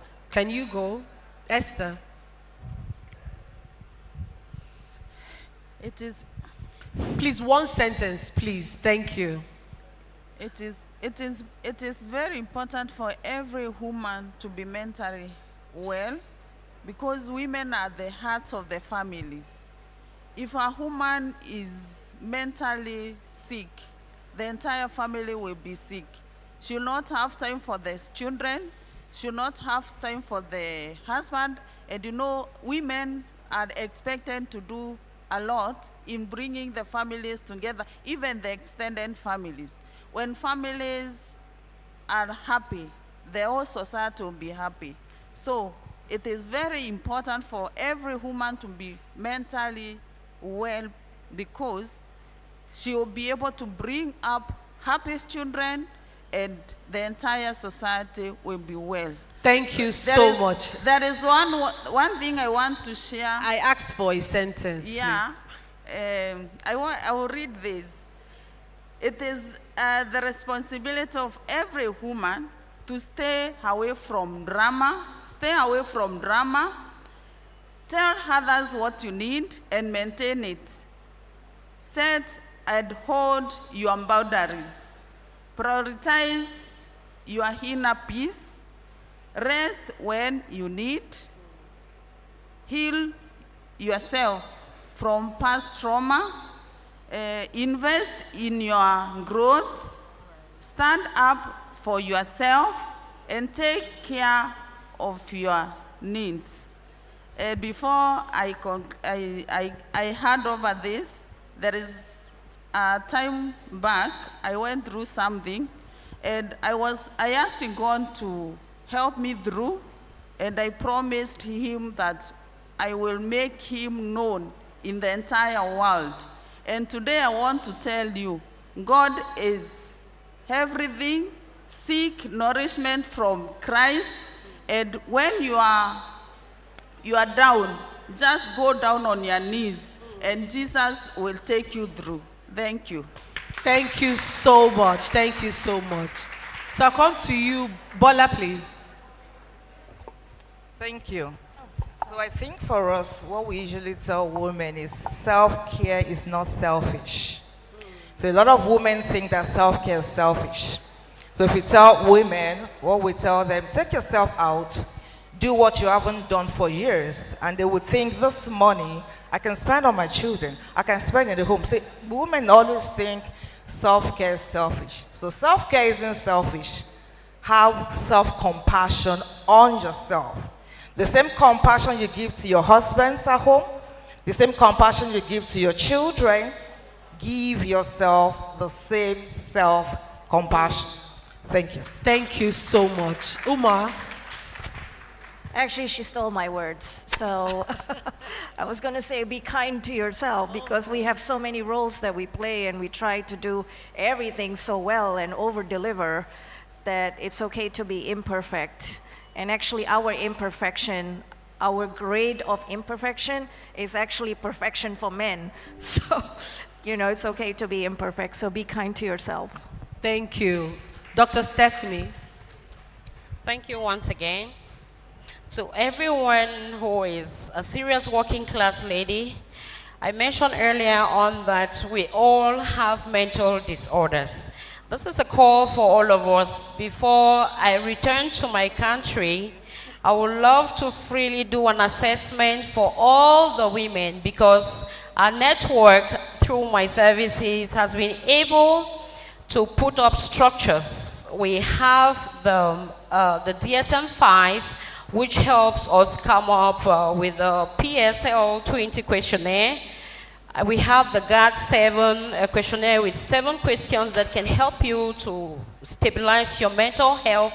And we are gradually introducing the EMDR. It's the latest psychotherapeutic technique that we use in managing post-traumatic stress disorders. And all of us here have suffered it, we are living it, even though we will not accept it. So my word for you to take home today is that we live with mental disorders, and Dr. Stephanie is here to help you come out of that.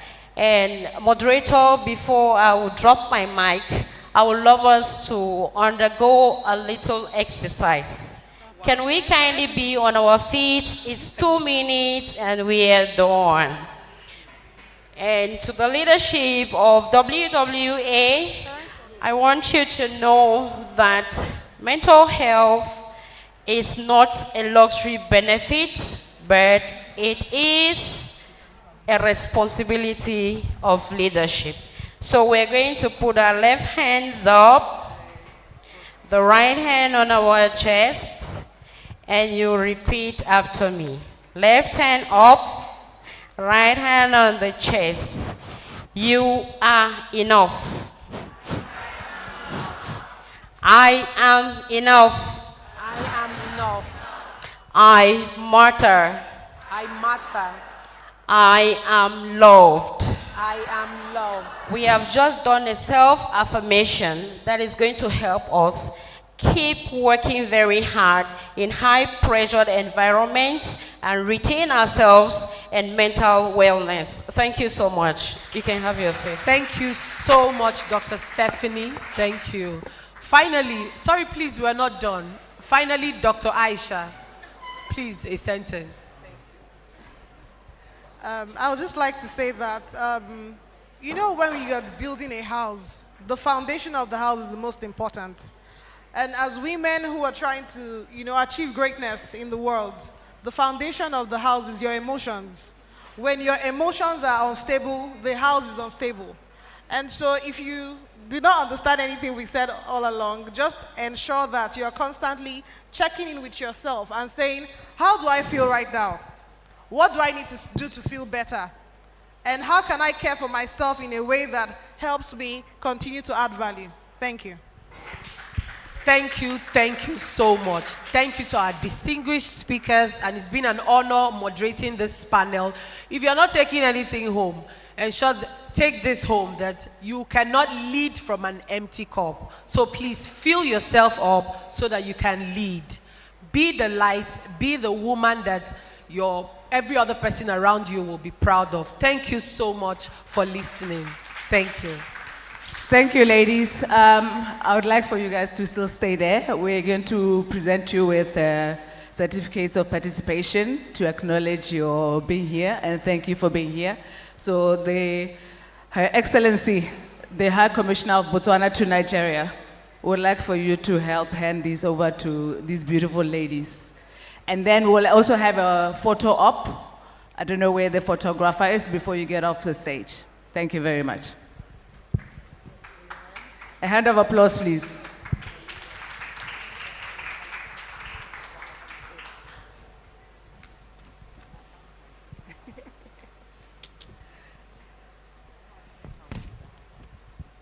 And yes, please. Ophelia, please get ready for your presentation after this.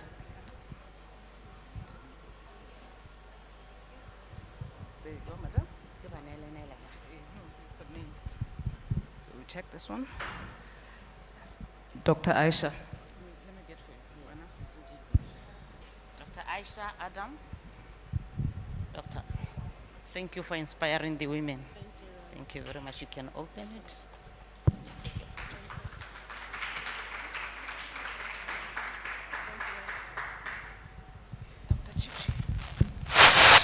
Dr. Chichi. Gani, Shalom. Thank you for the inspiration.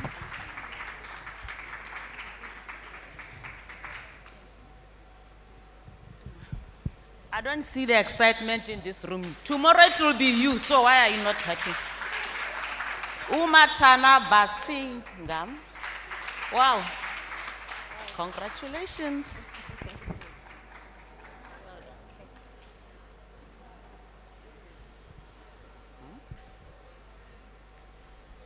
Bola Musiwa. Well done.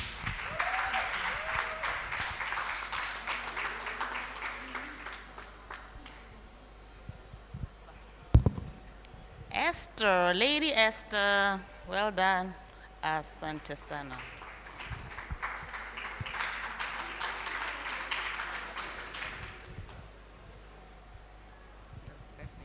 Stephanie, come on, please. Congratulations. Congratulations. No, open this up.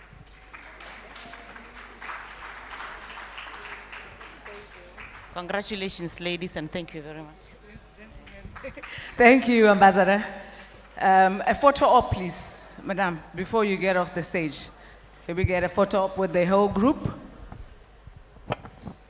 Ophelia Ntumvi from Cameroon, can you please get ready to come and do your presentation on, is it fetal science or phytoscience? Phytoscience, yes.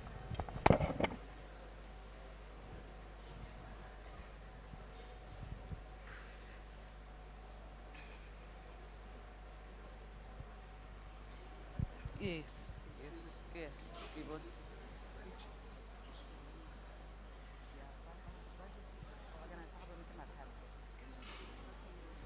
Can you play a bit of music in the background, sir?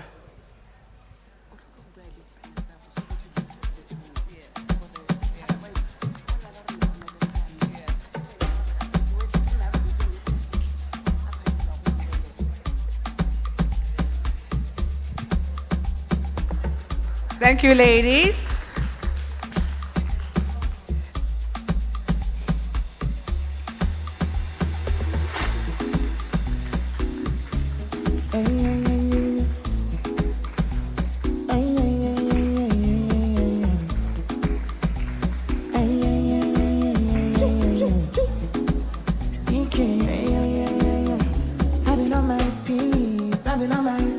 Ophelia?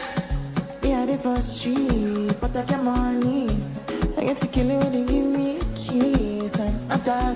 With that said, I would love to acknowledge the arrival of Mrs. Nkoyo Rapu, who is the author and founder and a project coordinator of Bethesda Child Support Foundation. Thank you, ma'am. And also Her Excellency Lily Ngok, Chairperson of ICT Authority in Kenya. Yes, and for ladies that were listening to the panelists, if you have any panelists that you'd love to meet or you'd like to get to know more about, please send an email to WA to let them know what it is that, whichever one of them you would like to see even after this. Thank you very much. Ophelia, up to you. Where is Ophelia? Yeah, thank you.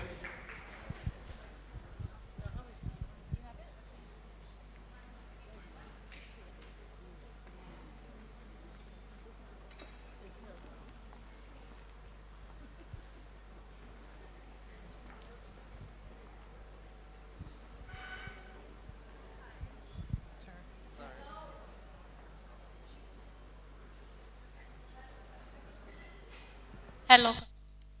Hello. Hello.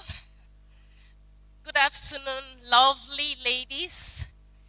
I want to thank the organizers for this opportunity to talk on something that I'm very, very passionate about.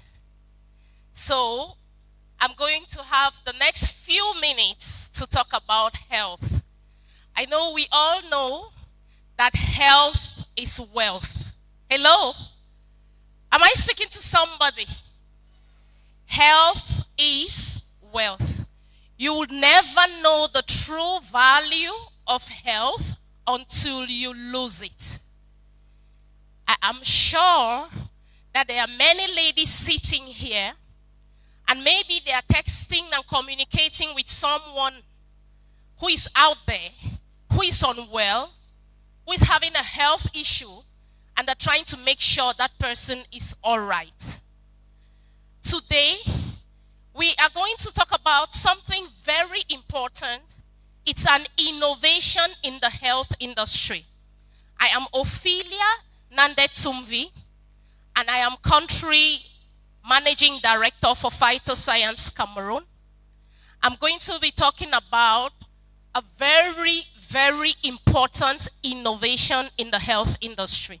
But before I talk about this innovation, I'm going to talk about alternative medicine.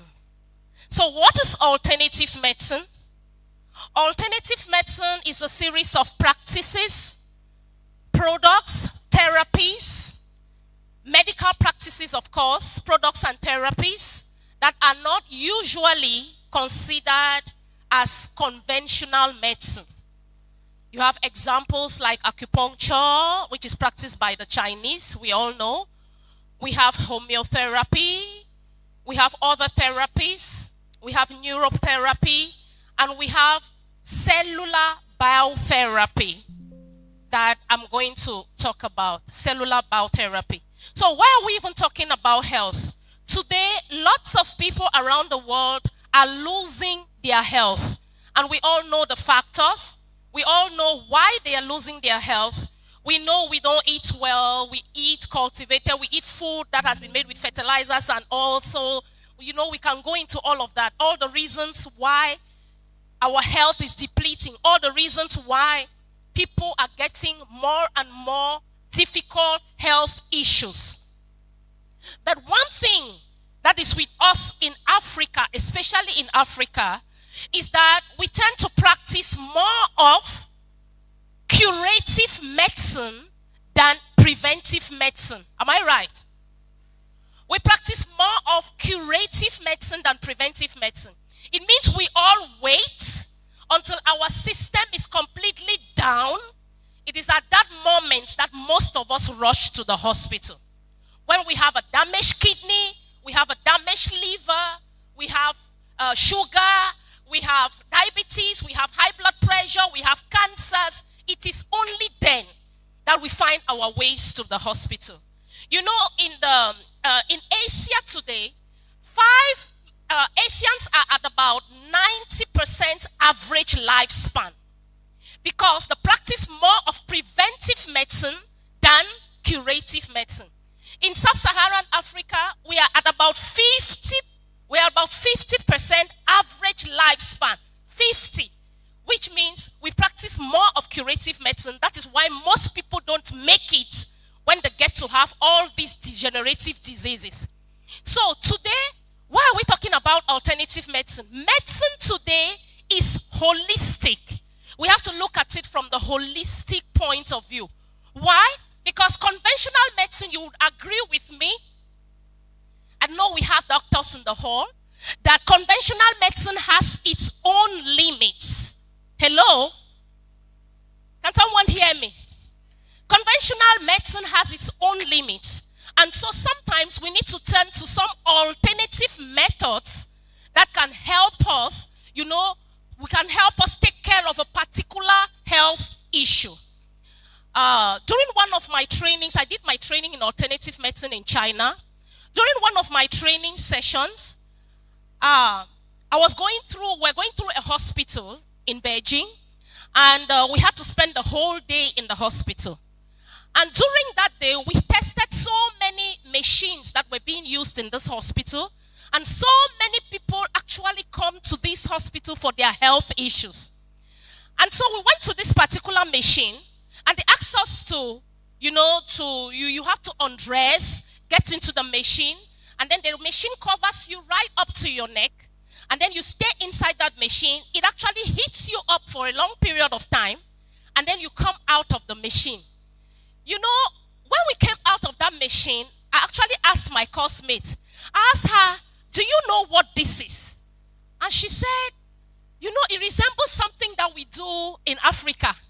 For us who come from Cameroon, with our grandparents, when we used to be sick, with fever and so on, what they will do, they will make a pot. They'll put in a lot of portion. I don't know if it happens in Nigeria or some other country. They're going to put a lot of herbs and other things in that pot, and then they'll cover you up. And before you come out of that thing, the fever is down. Hello? But you know what? How many of you women know what our grandparents used to put in that pot? How many of you do it to your children? We don't. Because we don't even know what herbs they used to put in that pot. So the difference with us and the Asians, like the Chinese, is that they have kept 5,000 years of Chinese traditional medicine, and they are using it even today to treat many illnesses, and we pay these air tickets and lots of money to go there for treatment. Hello? Can someone hear me? So today, I'm going to talk to you about cellular biotherapy. It is a very huge innovation in the health industry. And when I talk about cellular biotherapy, I'm going to talk about stem cells. What are stem cells? Stem cells are mother cells that can regenerate in your system to produce other cells in your system. Okay. Hello? Okay. So stem cells can differentiate and become many different cells in your system. But we are not going to talk about human stem cells, because I know that when we talk about stem cells, there are lots of people who are thinking about embryonic stem cells. They are thinking about stem cells from the bone marrow or from the placenta or somewhere else. That's not what we are going to talk about. But medicine has evolved to that level where we have human stem cells. On my last trip to Malaysia, I actually met a doctor who does human stem cells. She gets fetus from babies, and then from women who have unwanted pregnancies, and she actually extracts the fetus, does the stem cells, and then when you go there, she does some compatibility test and so on, and then she injects to you the stem cells. Now, but this is not what we're talking about today. Today we're talking about phytoscience plant stem cells. So these stem cells, can I have the slide please? So these stem cells come from a Swiss company that is called Mibel Biochemistry. It comes from a Swiss company. The company is called Mibel Biochemistry, and they actually produce plant stem cells From regenerative plants, the stem cells are extracted from plants that have regenerative properties. Now, when you take these stem cells, they go into your system and then stimulate your own stem cells to produce new cells that will replace worn out and damaged organs. So you can have these stem cells and it will be able to treat. Can you run the slides, please, whoever is there? If you have these stem cells, you'll be able to treat very complicated health issues like cancers, like sickle cell anemia, like vitiligo. We have lots and lots and lots of results with cases like that.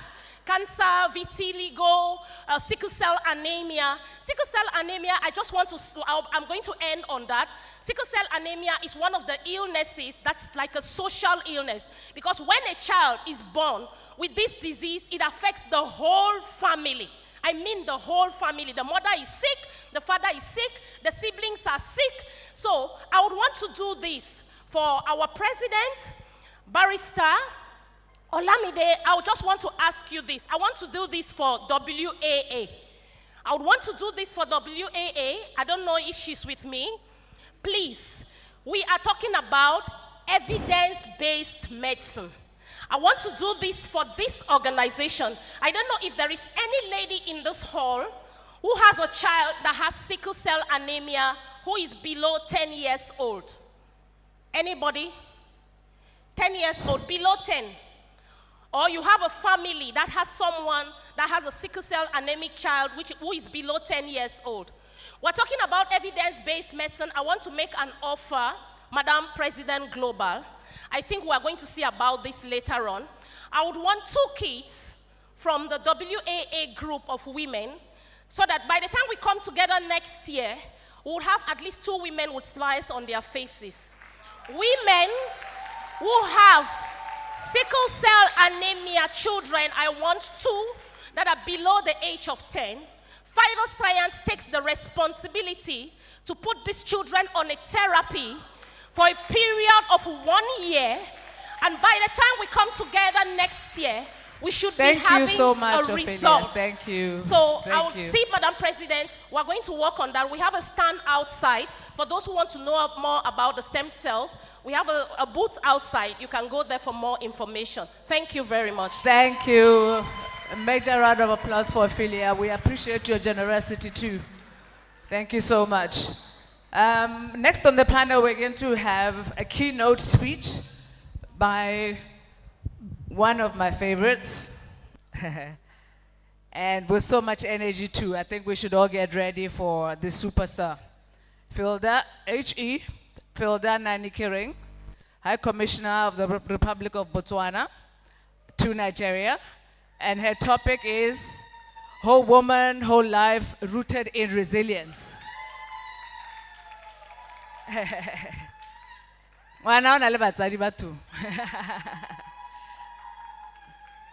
Thank you so much, ladies from Botswana. We hear you.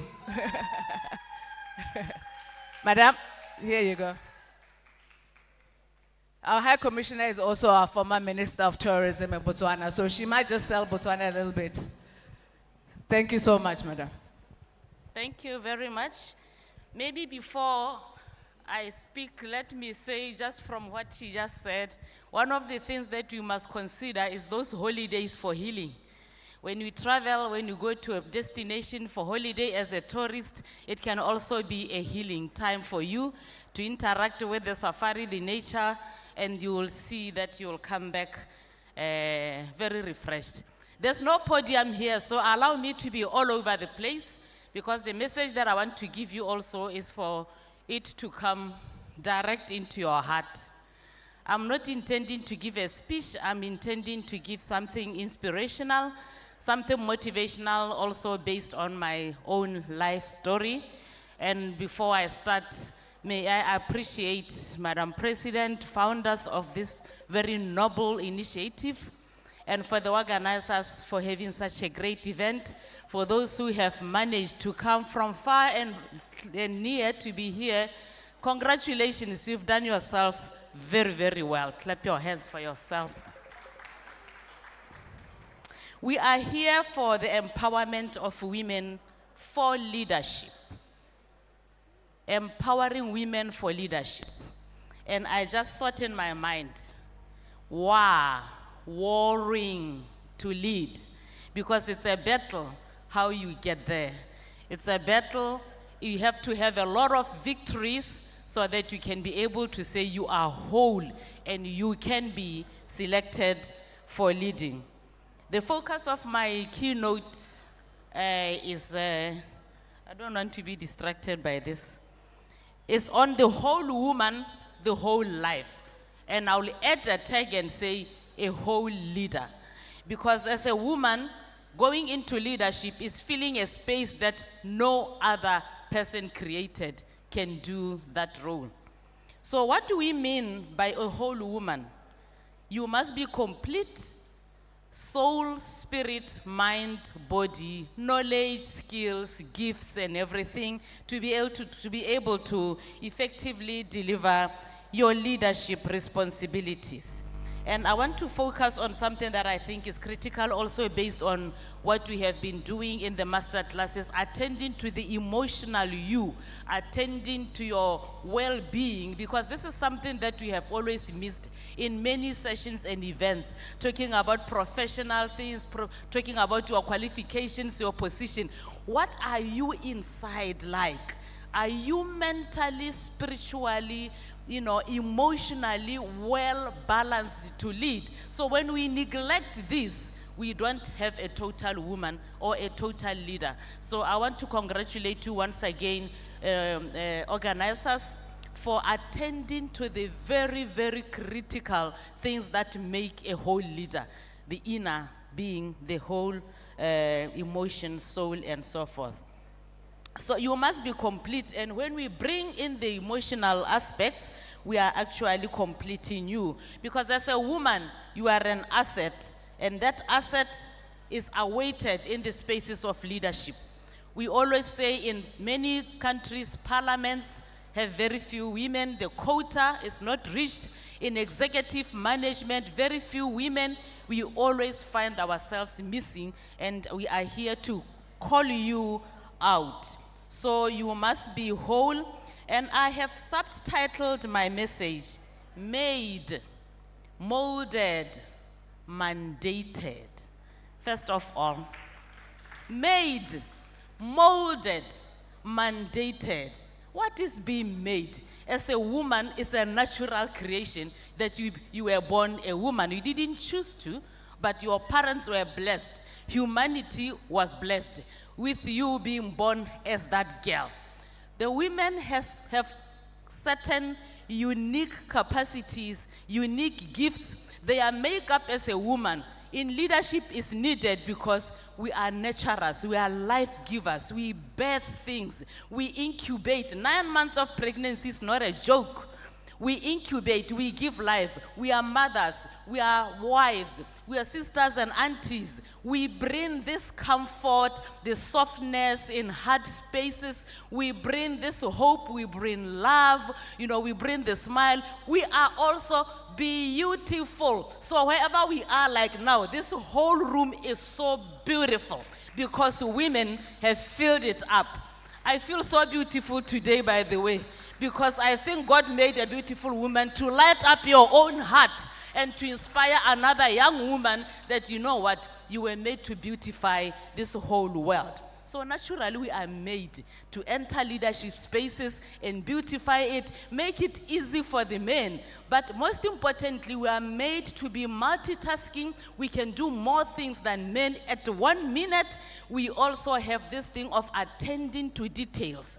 When it comes to creating, building, organizing, planning, you will find the women in the forefront to make sure that the space is okay, to make sure that everybody is catered for, to make sure that there is efficiency, and the output of that beautiful thing is actually attributable to the qualities of a woman. If I were you, I would appreciate God that I'm a woman, no matter the challenges we go through. And then we are molded.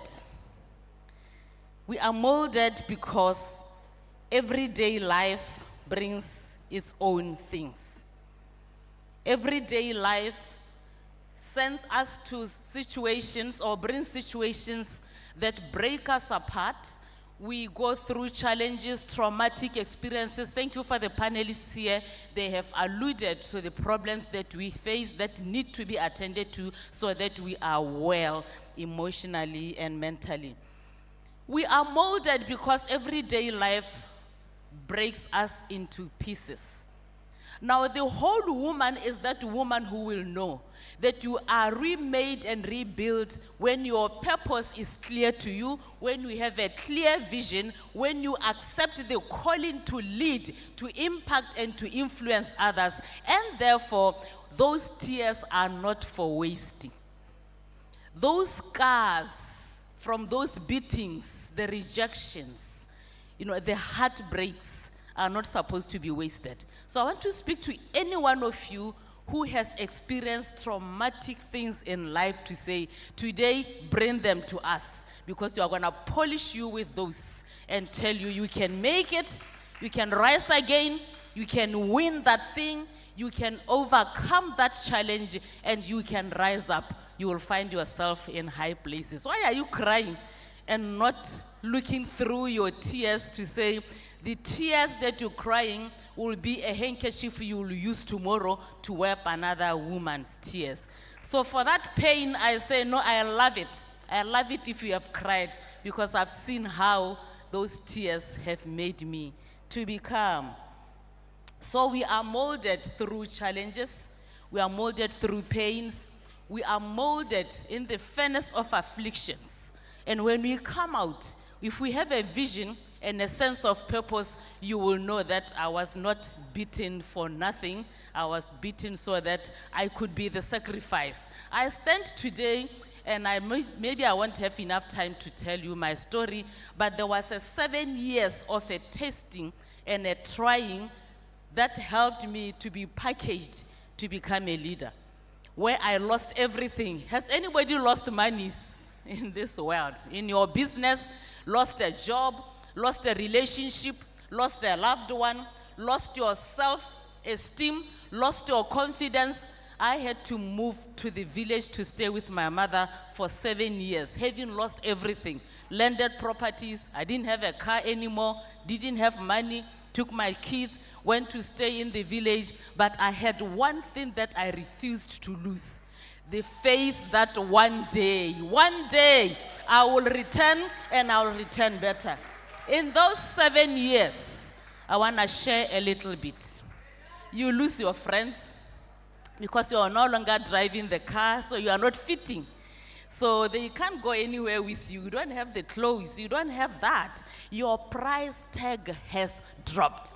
You would always talk about naira, dollar, exchange rate, pula being devalued and what. Life will try and devalue you.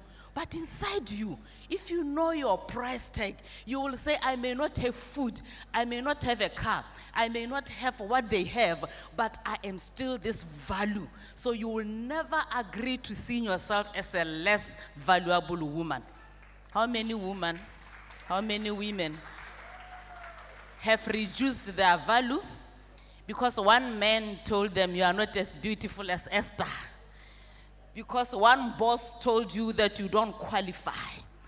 Because one family member said it shouldn't be you, and you also agreed to that. Today in this event, and I'm very thankful, we are going to recover you and excavate you from where the problems of life buried you. Say, I am rising back.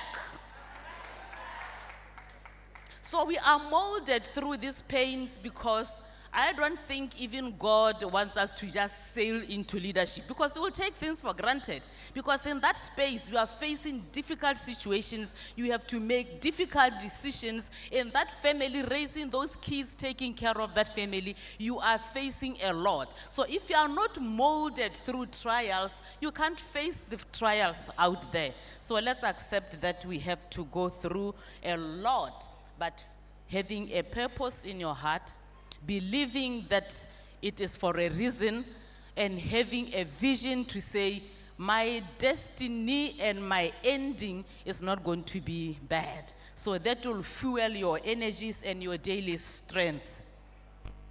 So In my years of trials, in the 7 years in the village, I didn't have a job anymore, I didn't have money, but there was a little opening that came, a very small job.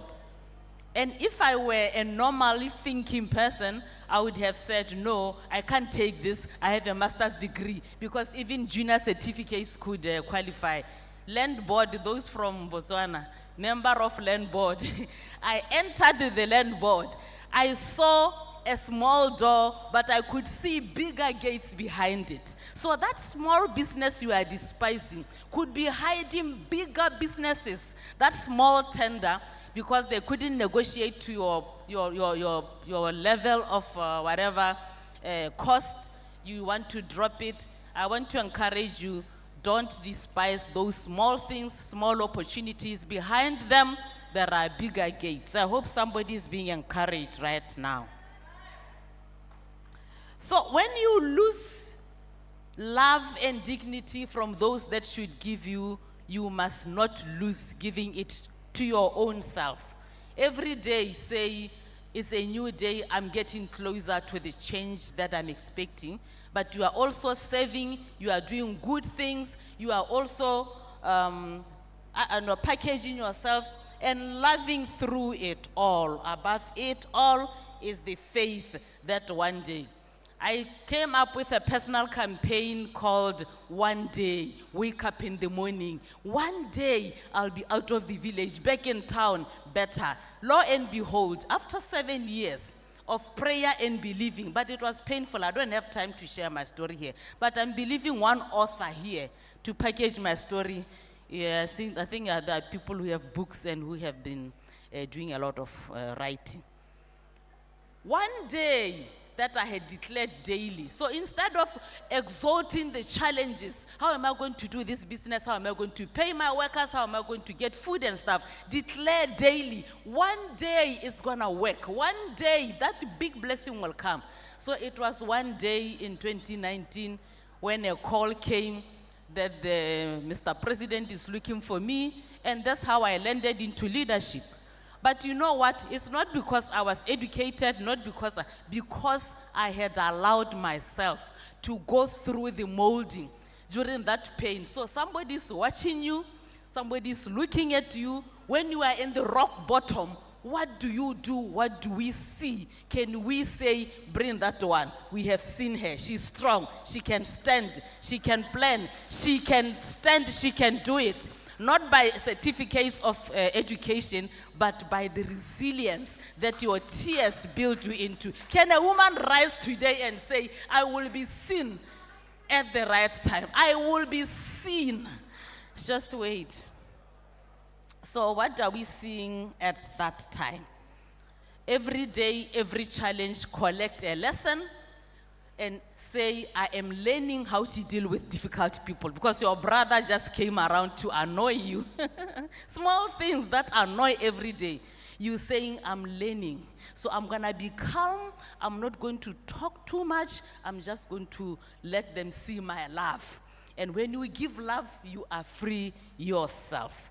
So you are keeping toxicity away, but you are also picking up lessons, because those pains, one day, there will be chapters in your book. I'm still looking for an author who can package my book.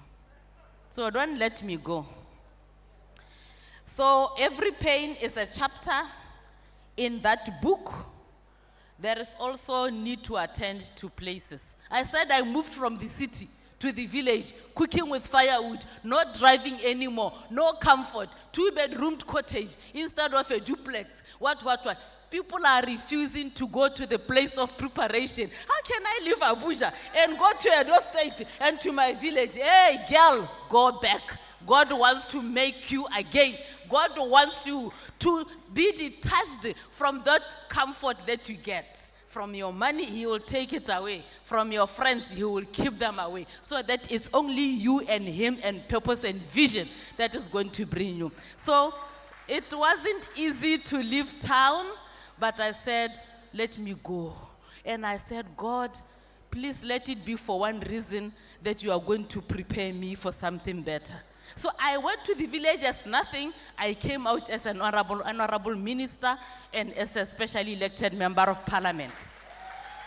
It happened in a way that I can't explain here, but to tell you that somebody had to lend me the address so that I could go to parliament that day and get the right pictures. She gave me a hairpiece, a handbag, some jewelry. So I stepped in there because I knew I had been prepared. My confidence was high.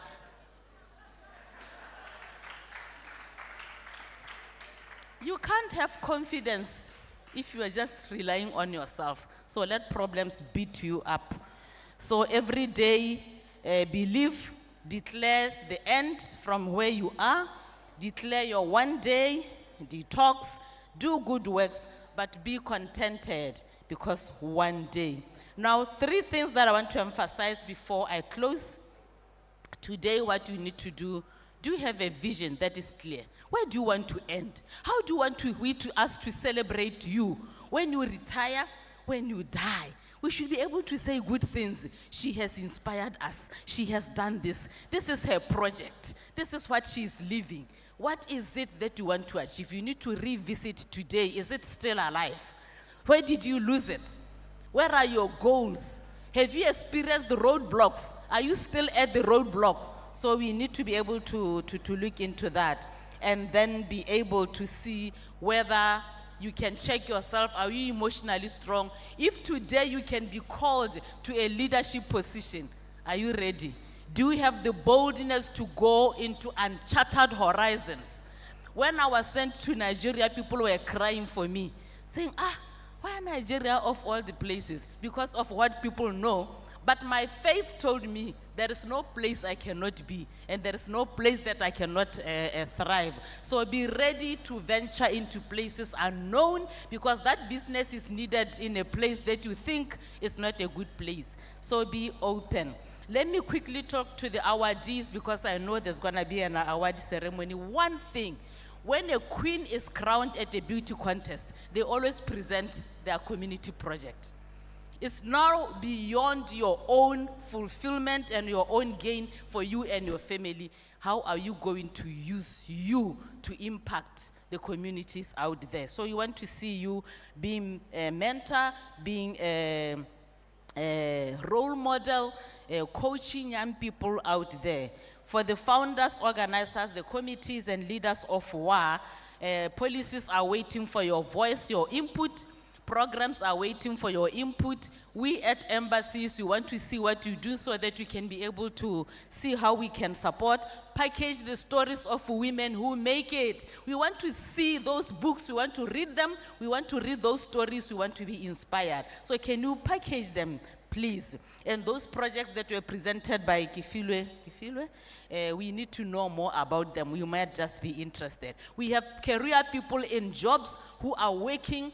When they retire, they must find you having prepared ground for them to apply their skills, to contribute, and to be able to build together with us. What are we building for them? I want to encourage you to do that. Let us establish strong networks and let us share more information. Woman, I tell you today, this is a place of your rebirthing. This is a place of your re-engineering. This is a time for you to reflect and come out strong from that pain, that blister, that scar. I say a beautiful leader is being made. Please enjoy the rest of this event and kindly let me wish you well and congratulate you all. Arise, beautiful women!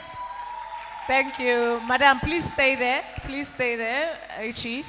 I would like to call Mrs. Rabu. Could you please hand over the certificate of participation to the ambassador? Mrs. Rabu? Thank you.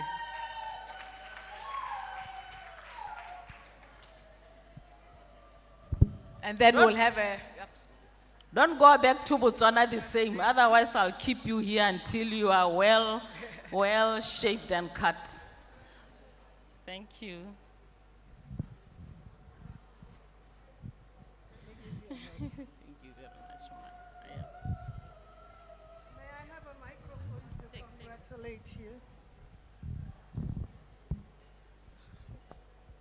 Good afternoon, sisters, from all over Africa, distinguished ladies and gentlemen, Your Excellency, it's my joy, my honor, and my pleasure to hand over this certificate to you. But may I thank you for your very inspiring lecture or your very inspiring speech. It has encouraged me to see that you spoke that nothing like storytelling, your life as a source of inspiration to us all. Thank you very much for coming to Nigeria in spite of all that you heard. So we are very happy to have you. Thank you very much.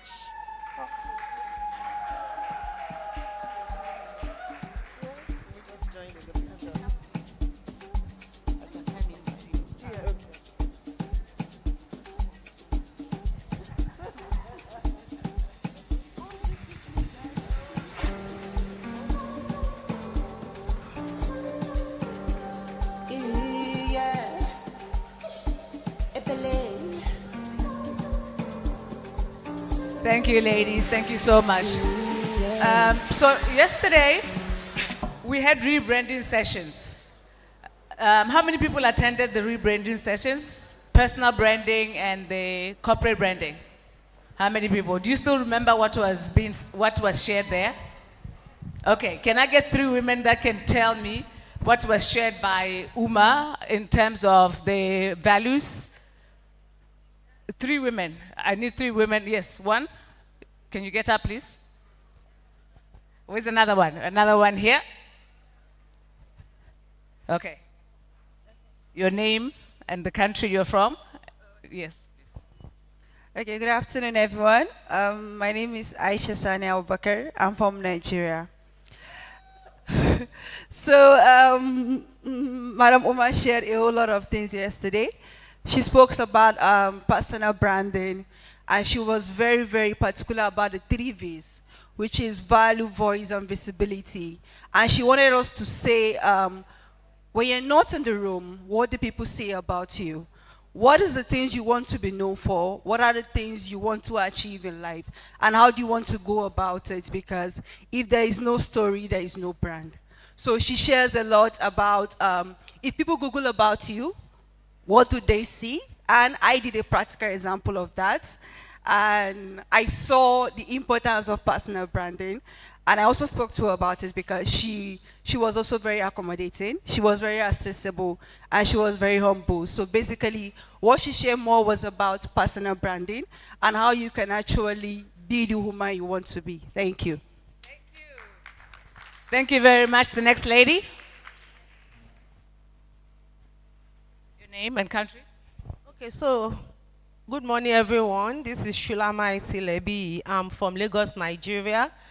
Yesterday, we learned a lot on personal branding from Uma.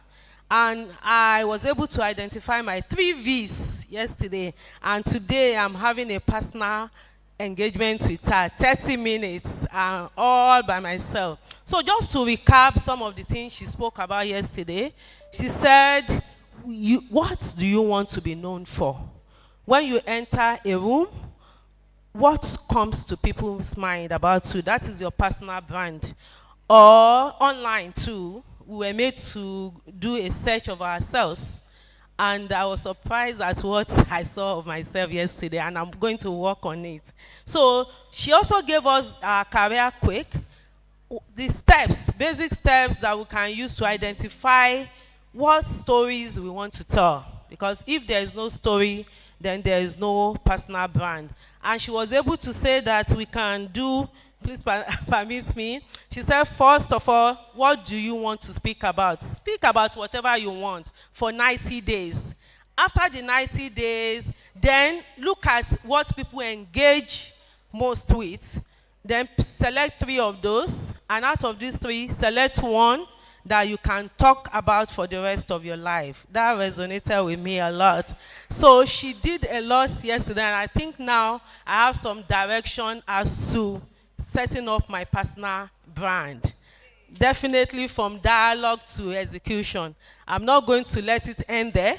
I'm going to implement whatever I've learned. So thank you so much once again. That was amazing. Thank you so much. Can I have a different country, please? We've had 2 Nigeria. Which country?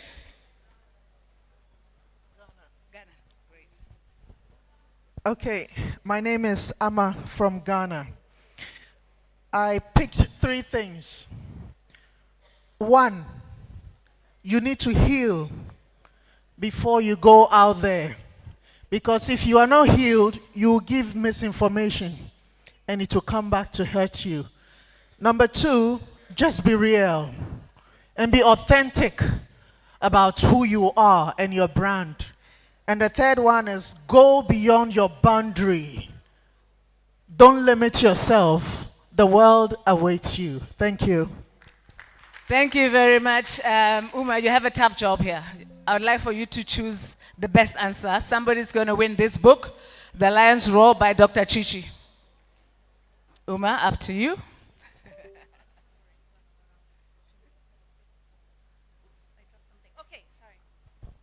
I didn't know that people were such good students here in Africa. Thank you. So I'm going to give it to this lady. She had the best answer. I'm going to choose one, right? Yes. So I'm going to give it to this lady over here. What is your beautiful name? My name is Ama. Oh, Uma and Ama. There you go.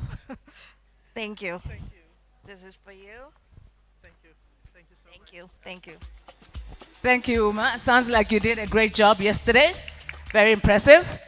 We are going to call on now the next panelists. The topic is nourishing women's health and well-being. We have about 4 panelists that would like to have there. Hope Nosu from Finland. Hope Nosu. Is she around? Temitope Mayegun, Nigeria. Temitope. Are you there? Then Priyanka Bagaria. Priyanka. And Queen Muriel. Yes, please go on stage. Queen Muriel from Bahamas.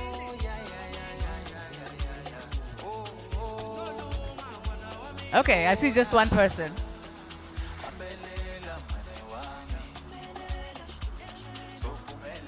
And the moderator for this session, Chinedu Augustina Nweke. Chinedu? Oh, Chiwendu. Muriel?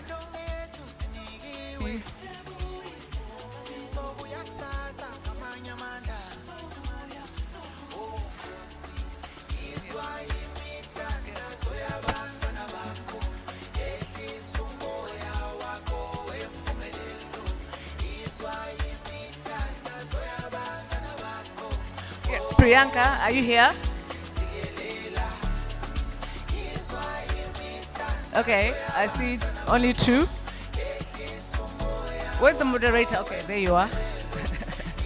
You may have to get closer because it looks like there's only 2 people here. Can I have mics, please? Yeah, called Hope. Hope Nosu.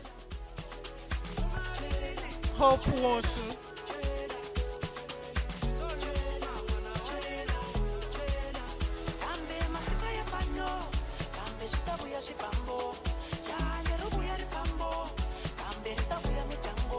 Yes.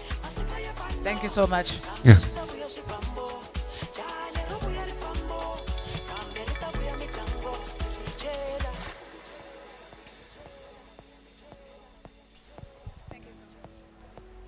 Ms. Moderator, you can share the profiles of your panelists with us, please. And then we can take it from there.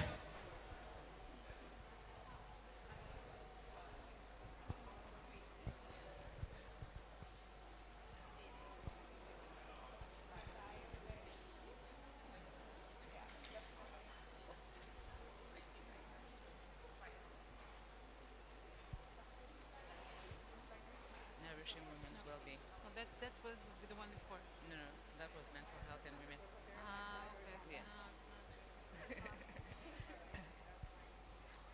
Nourishing women's health and well-being. Good afternoon, everyone. If we could have a volunteer from the group, from the crowd, who can join and be like a third panelist. Yes, what's your name? Karina from Angola is willing to join. Thank you. Please, let's give a round of applause to Karina.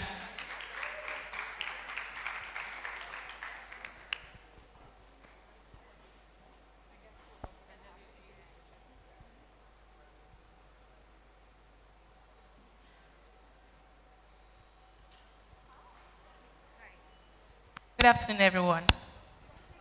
My name is Chuenu Nweke, and I'll be moderating this session. And the topic of this session is nourishing women's health and well-being. And before I start, I would like to give a brief introduction about myself and some of the panelists we have here. So I am the CEO of Brain Merchants, and I run an agri-tech company that is focused on transforming local agriculture and food systems across Africa. And beyond food and productivity, I believe strongly in wellness, presentation, and creating safe spaces for women in thriving communities. And on my panel today, I have Temitope Mayegun. She is the founder of Avila Natural and also the MD of a leading African brand in natural skincare and wellness. With over 20 years in experience, she has built a company with 2,000 plus distributors and is pioneering Africa's largest skin tech platform. She is an MBA holder in Harvard and Lagos Business School, and she has a honorary PhD awardee. Temitope is a social entrepreneur. She's an author and an advocate of safe natural living.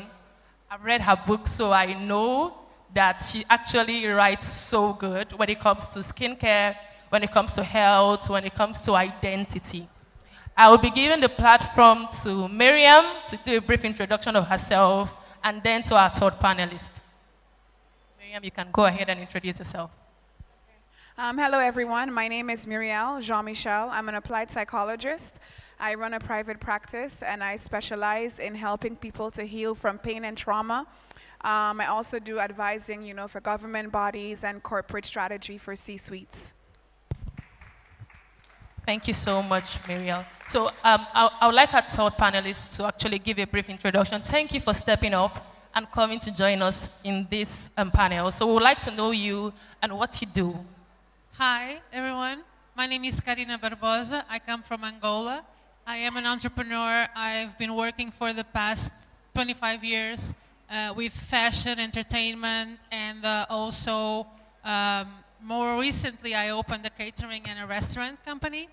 I've been working with youth for most of my life, whether being young models or artists, singers, performers, TV hosts. So part of my job is also to guide these youth, especially young women, towards having a healthy career while also having a healthy life. Thank you so much. So I would ask Temitope, you have a very vast brand when it comes to wellness. You have created different products for wellness. I would like you to give us your observation on the connection between food and emotional health in women. What's the connection for you? You've created very beautiful products. How have women seen tremendous impact in their emotional health with your brand, and what's the connection with food and emotional health? All right, thank you very much. The whole essence of Avila Natural is to inspire a healthier and a happier world, to help people live healthier through 100% natural products. And I realized that a lot of women, they are very intentional about their health. According to our research, women are now focused on eating healthy and living healthy and promoting general wellness. So for me, wellness is not something that we need to now start planning. It's something we do every day by ensuring that we just reach out to the right people and with the right products. We have supplements, natural supplements that help women to, to live healthier, to eat better. Like you can imagine when you have carrots in powder form and people can just take 100% carrots, and just take it and add it to their smoothie, add it to their food. Imagine when you have a pet drink, one of our fast-selling products, we've sold over 5 million pieces. Roselle drink is made from beetroots and hibiscus, So imagine you taking like 2 bottles of Roselle instead of taking carbonated drink every day. So we have R&D departments, and we are very intentional about our formulation, about the ingredients, because for us in Avila, it is not just profits, because it's a vision given to me by God. And from the beginning, it was clear and set that this brand will promote well-being of women. It was just women before, but now we also speak to men as well, because we have over 2,000 distributors, and they're all women. 2,000 distributors, they're all women. And I realized that women go through a lot. Like I was speaking to some women during my community outreach last week, and the first 5 women I spoke to, I was asking them, okay, what do you, it was a medical outreach anyway, and I was one of the counselors. So I was asking them, what do you want us to do for you? And they were just talking about husband, children, though it was really, really at a rural area, not urban. So I was like, what about you? You're not talking about yourself. You're talking about your children. You're talking about your husband. But what about you? Said, and if my husband is okay, my children are okay, I'm fine. So I started educating them. You need to live well. You need to live right. You have to be intentional about what you eat. You have to be intentional about even taking care of yourself, because they may tell you it's not all about you, but literally it's about you. It is when you are alive that you can even take care of others. Thank you so much. Thank you. Thank you very much for your insight. We've noticed from what she said that intentionality is a watchword for women. You have to be intentional about yourself. You are the center of your family, in as much as you're going to be mindful of your children, of your family. You are supposed to be the first point. If anything happens to you, then it falls back on the family you're trying to protect. So for Muriel, I would like to ask, your platform, the platform you have, it encourages women to embrace purpose and character. What do you think about self-worth, women embracing their self-worth, women embracing who they are in terms of their body image, in terms of their perception, and tying that all down to their wellness as a whole? What do you think about that? So what do I think about women embracing their self-worth? Okay. Can all the women in the room look this way, please? Is everybody with me? I'm going to just talk to them, yeah? Everybody with me? So I want you to take psychologist stuff. I want you to take 2 fingers and just touch your nose. Everybody keep your 2 fingers on your nose. Everybody got it? Yeah, talk back to me, it's fine, because we're here together, right? So when was the last time that you remembered your nose? Do you see how everybody is laughing in the room? When was the last time you actually remembered your nose? She said, I can't remember. Now here's the truth, right? Whatever you pay attention to, it magnifies. Whatever you don't pay attention to, it doesn't magnify. And it's the same way she said it. You have to be alive to be able to say, you know what, I'm going to go ahead and take care of somebody else. Now, when that comes to self-worth, I'm going to put it this way so that we can all understand. He is going to take it and throw it up in the air, right? And just throw the $100 everywhere, basically. But if I take that same $100 and gave it to maybe my 25-year-old cousin, for example, she is going to go shopping with it. The $100 bill did not lose value. It did not lose worth. It's just that it was held by two different people who have two different processes. Do you understand? A lot of times, even in psychology, we find that women put their self-worth in the hand of somebody else.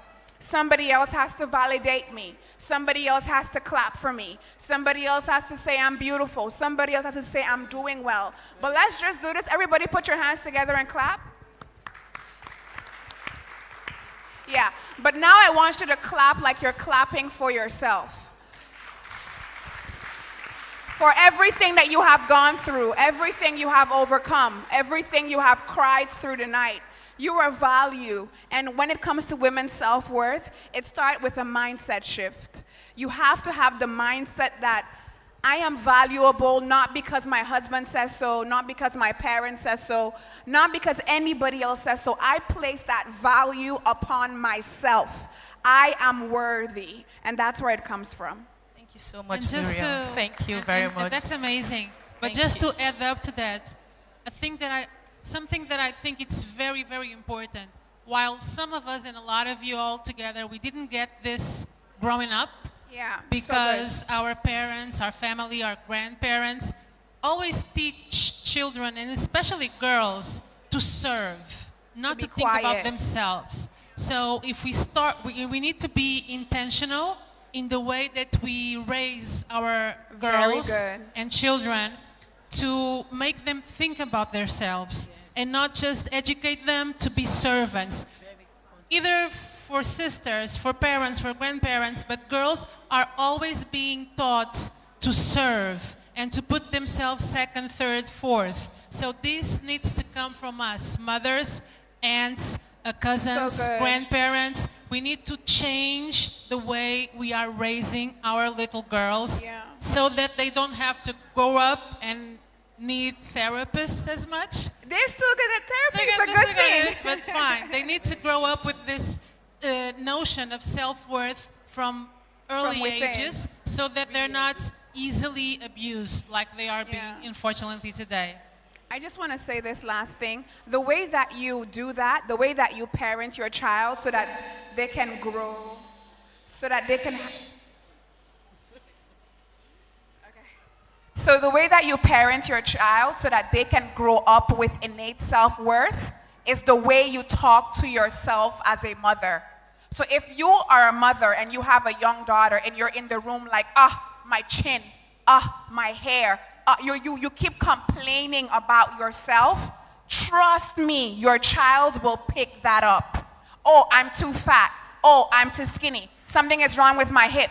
I need to go and do this and this. Your child is going to pick that up subconsciously, even if you didn't give it to them.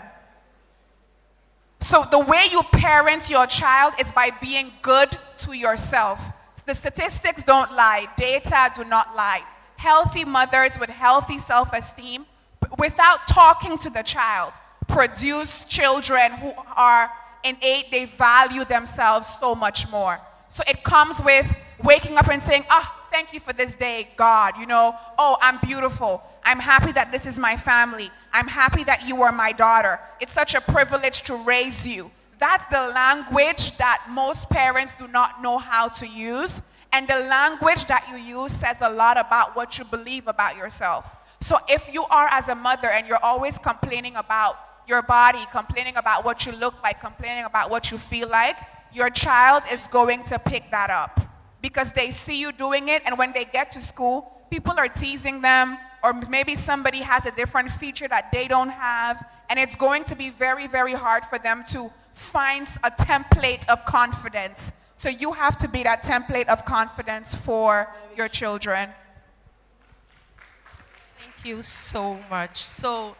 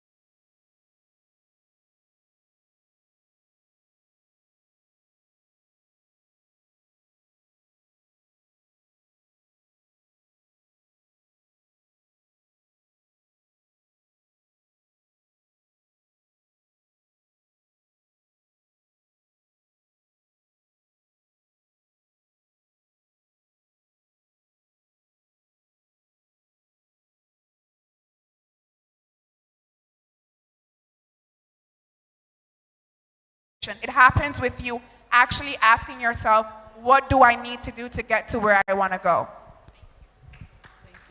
Thank you so much for your insights. Temitokwe, we have women who are actually very, very scared of either their skin color, their type of skin, maybe they have breakouts, just their body composition. And now we're going to talk about healthy consumption. And I'm bringing this to you because you're in that line. In terms of natural skin and natural skin and food consumption, what's the role of eating healthy? Eating healthy. How does it play in long-term skincare? How does it play in long-term self-esteem boosts? Because I know we are Africans and we eat a whole lot of staple foods. If you check, 80% of what we eat are basically carbohydrates, right? How do women get into wellness? How do they get into nourishing themselves, eating right? Because they need to know that they have to eat right. So what's your insight on that? All right, thank you. You have to be intentional about eating right. Because it may not be easy, because a lot of people, they complain about time, that, to eat healthy is not easy because, you have to, number one, is expensive, because I spoke to a lot of women and the feedbacks I got. They said it was too expensive, the time to prepare, to cut salad, to do this, that you can just pick up a snack and eat, and you are okay for the day. But if you start taking salad and all of those things, that it may not be easy for them to continue. Some even started, they did keto, and all of a sudden they stop. But the truth is, it's all about your health.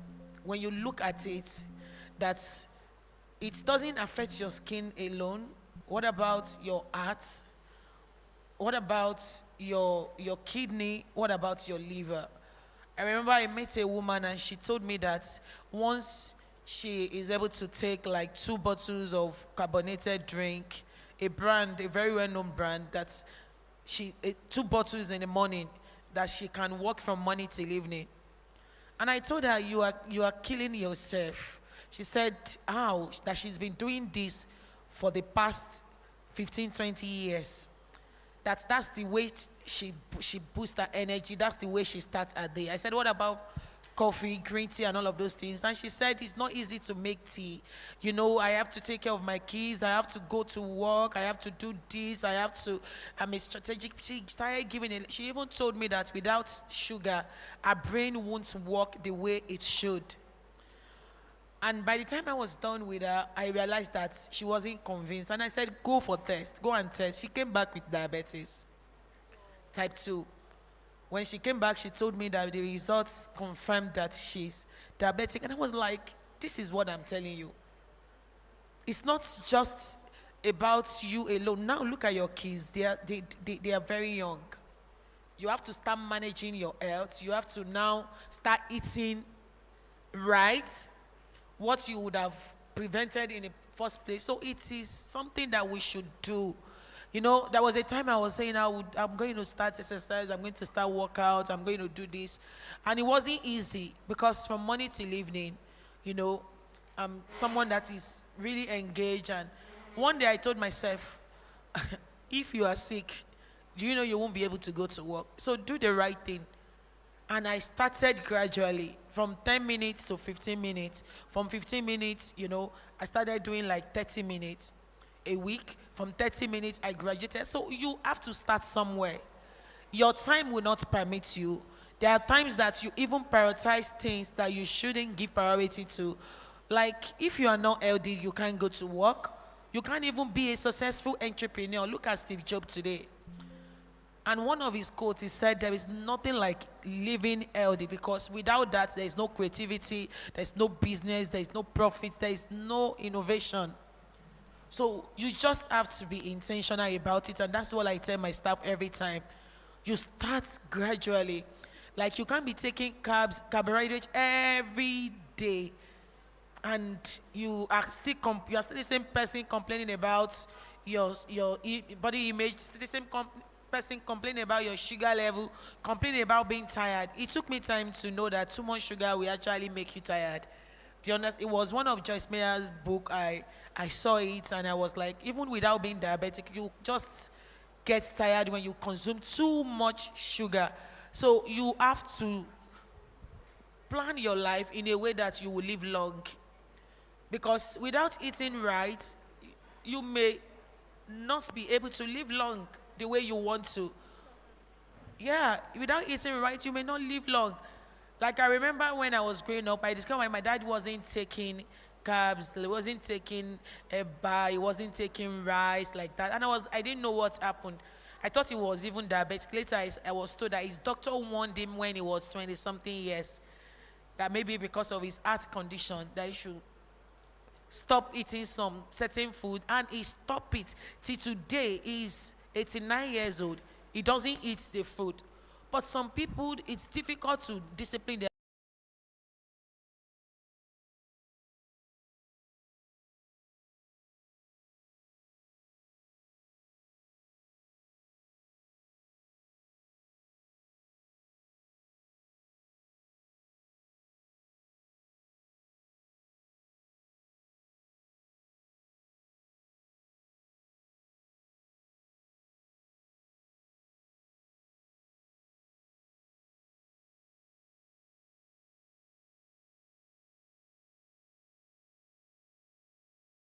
Because there are other food you can eat that you don't even have to spend much. Like have a timetable.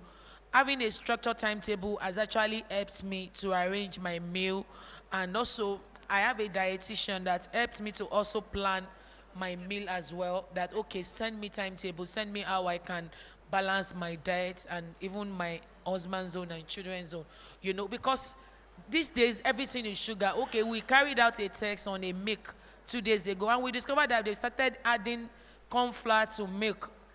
You know, the safety of food now is even one of my biggest concern now. Do you understand? Safety of food.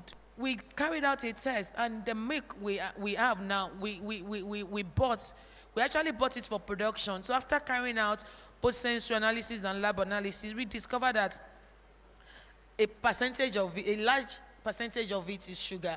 The other part is corn flour. Then the percentage of milk there is very low. So what are we eating?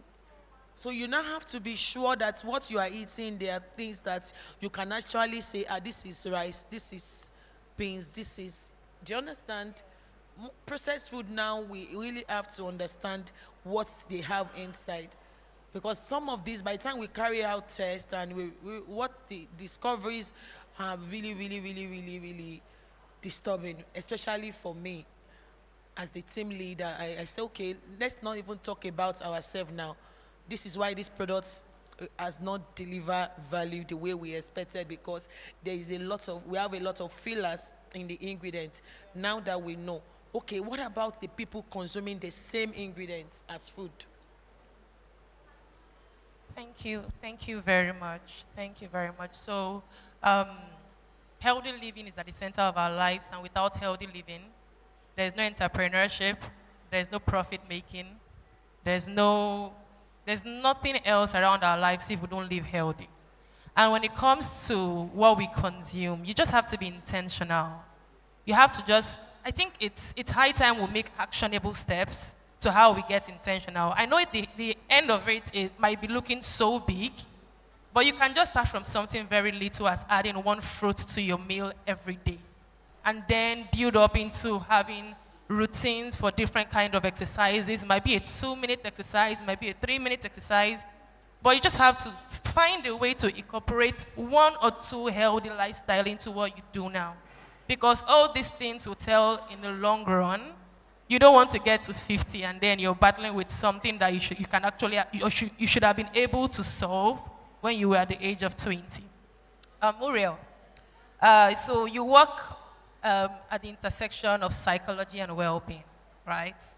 For women in high-stress environments, how do you think they can be able to navigate that and be happy, because if you work in a high stress environment, it reflects in every area of your life. It reflects in the way you carry yourself, the way you talk to people. Sometimes you don't even know that you're actually passing aggression from the stress you've gotten off from work, right? So how do they go about it? How do they create happiness in those kind of environments? Sure. One of the best ways to do that is to plant pockets of joy, right? I think a lot of time people underestimate the power in having a routine. As a mom, you know, you make a routine for your kids. Your husband is on a routine if he's traveling or if he's working a 9 to 5, sorry. There's a routine in place. It's the same thing as a woman, as a mother. You have to have a routine like for your month, for your year, for your quarter. And what you do is you plan intentional time to pour back into yourself. And we like to call that pockets of joy. Because if you plan pockets of joy, let's say like once a week, it makes a huge difference in how you live. For example, there are women who are in very high stress job situations, talking about the FBI, you know, and it's like maybe her pocket of joy for that week is gardening. Do you understand? It allows her to slow down. It allows her to plant, to be in touch with herself.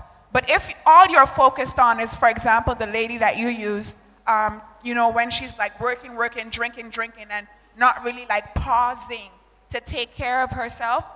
Look, we have done major research on emotional intelligence, right? And one of the biggest things that you can do for yourself is to pause, to stop going. And even for myself sometimes, if I talk about this month of July, you know, and then you have to come to a place where you pause and you stop and you start asking yourself critical questions. What do I need? What season am I in? If you're in a winter season, there is no way you're gonna wear summer clothes because you are in a different season and a different sphere. The same thing in your own life. If your life is in a winter season, if your life is in a summer season, like based on the season that you are in, what is it that I need? What is gonna refill my cup? But what I found is a lot of people don't know what fuels them. A lot of people don't know what brings them joy. A lot of people do not know what actually fills their cup. So as women, when you ask them, you know, what is it that they can do to fill their cup, to add back into themselves, most of them don't know because they don't know themselves enough to know, oh, if I go and do my hair, I'll feel better. Or if I go swimming, I'll feel better. Or if I go running, I'll feel better. Or if I garden, I'll feel better. Most of women, because you're so busy and preoccupied with everyone else, right? You don't even know what makes you feel better. And usually they find out when the job is gone. Like when something happens at work and they can no longer work there, it's like, where's my identity? Who am I? You know, what is it? You know, what is it? That's exactly what Yeah, what like I was who about is it? to say, yeah. Yeah, like what is it that I need? Because you have lost the essence of who you are because you have given everything away. You know, so just to answer your question, because I think she wants to add something, it's very, very, very important for you to stop and add a routine. This is what makes me happy as a woman. It could be as simple as doing your nails. For some other people, doing their nails does not make them happy because it's stressful. If it's stressful, and it's a difference between maintenance and happiness. There's a difference. Maintaining how you look and being happy are two different things. So you have to sit down with yourself and ask yourself, what fills my cup? What makes me happy? How do I pour back into myself? Yeah. Yes, that's exactly it. I think that most of the times, because it's so hard for women to get that position and be in that workspace, that they wrap all of their life and all of their identity in that job. That's why they work too much and cannot have a balanced life. And they lose themselves. They don't know who they are anymore if they're not that job title. So I think that, yes, pouring into yourself is very important. And also always making time for good friends. I think that one of the best So therapies good. one of the best therapies that women can have, and I for sure value that so much, is girlfriends time. Because your friends, especially women friends, can always ground you and be good to you and humble you and remind you of what's important in life, and that you are important regardless of your job title, and that if you got there is because you're worth it. And women shouldn't be so afraid of losing their title and being, you know, all consumed with job just because of it was so hard to get there, and maybe they can lose it to someone else. So just be present, be happy, be confident of your achievements, and also be surrounded of good friends, I would say. So good.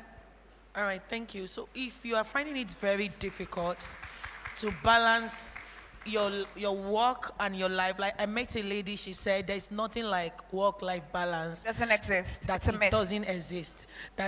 There was a time she had to travel all the way from Nigeria to Canada to sit down with her kids for like 5-6 years.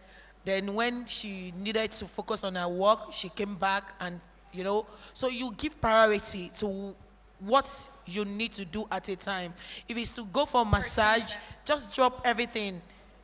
Take care of yourself. You don't have to balance that. Okay, don't have a routine that will overwhelm you or put so much pressure on you, because too much routine here and there. So time I have to be at this meeting. This is time. So Saturday is just for cooking. Sunday is for church alone. If you have such structured life, you may enter depression without even knowing. You may be, yes. No, if I may say, if I may say something, have a routine, but don't have it rigidly. Do you understand? Yeah. So instead of like spontaneously wanting to book a spa session, and then when you get to the spa, there's no availability. From in advance, you can have a maintaining schedule like twice a month, every 2 Mondays, bi-weekly in a month. By 10 a.m., I'm getting a massage. So the routine it's not supposed to take away from you. It's supposed to give you. Yeah, some women find it very difficult. Once that date pass, they will be waiting for the next month. That okay, because No, you have to be it has in to be harmony. Tuesday.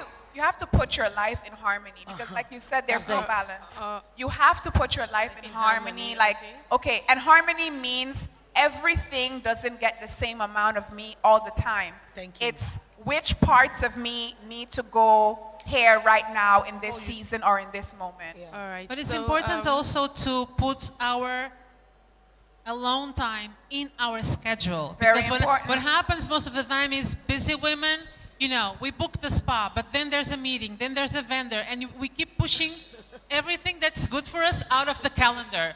We need to be intentional with our calendars. If it's girlfriend's time, lunch, no other meeting is gonna come in that place. If it's spa time, we can push that other meeting that just came in. Nothing is impossible to handle, and if it's meant to be, it's gonna be. It's not because you're not gonna meet on Monday and you're gonna meet on Tuesday, that's not gonna happen. So keep your personal appointments in your business calendar so you don't forget yourselves. So good. Okay, thank you so much for your insight. So we should now know that you need to have very little pockets of joy here and there, things that give you happiness, and also know that you need to understand what you need at different points in your life.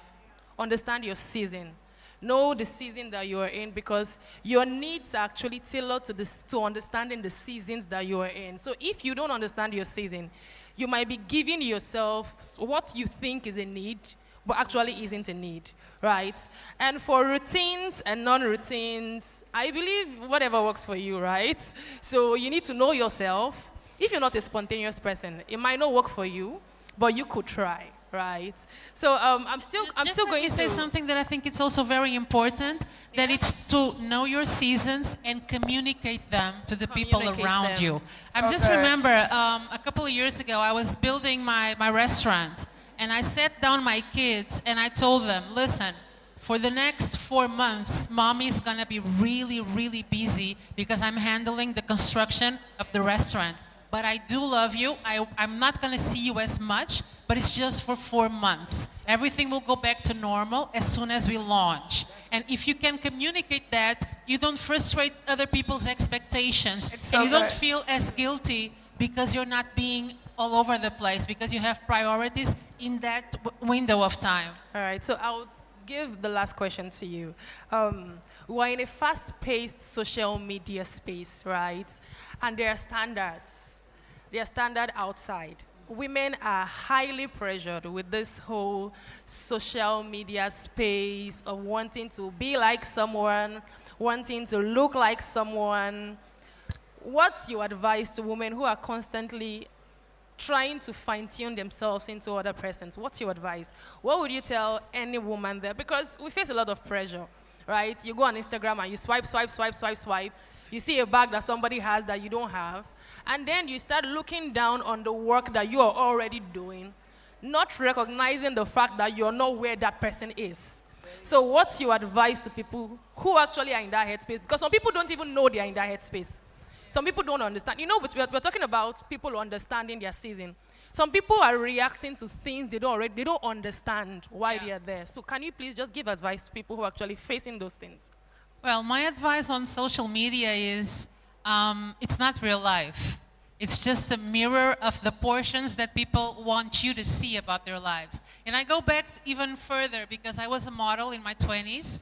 And you have these comparisons, even with my college friends. And I always told them, this is Photoshop. Not even I look as the woman in the picture. So don't compare yourselves to images that are created to communicate something. I think that social media is very positive in a way that it can inspire you. You can see another businesswoman, another entrepreneur that gives you strength, that gives you advice, that shows you a path, that shows you suppliers, a way of work, whatever it is that can help you advance in life. I think that it's good to look up to people, to have role models, or even to see people, because you cannot be what you cannot see. So it's important for you to see. If I want to be a therapist, I want to see her Instagram and I want to feel inspired. Oh, there's a woman therapist that's successful. So therefore, if I'm a teenager, maybe I can think of being that. Where if I don't see it, I may not think that I'm able to do it. So on that side, it's very positive. But the negative is when you live that 100% and you cannot separate the reality from fiction and understand that no one knows the real life of that person. That person can be amazingly posing along a yacht and be very, very much in debt, for instance. So you never know. So look at social media for inspiration, for role models, for ideas, for contacts, for networking, for whatever it is that you can take out of social media that is positive, but be clear that you are not seeing and you don't understand the reality of those people. Thank you So so good. much. I just wanted to just say one more thing to add to that. For example, I love social media, right? However, I can't be on it as much. So I have delegated it out, you know, to people to manage for me, right?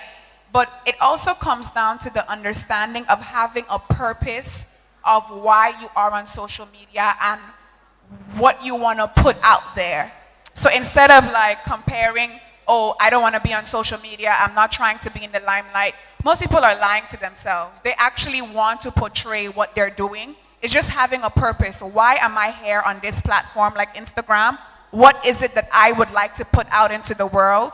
And let that be authentically you without comparing yours to another person. Because if we look at the next 10 years with AI, with social media, Instagram is pretty much people survey nowadays. Before they hire you for a job, they check your Instagram, they check your Facebook, they check.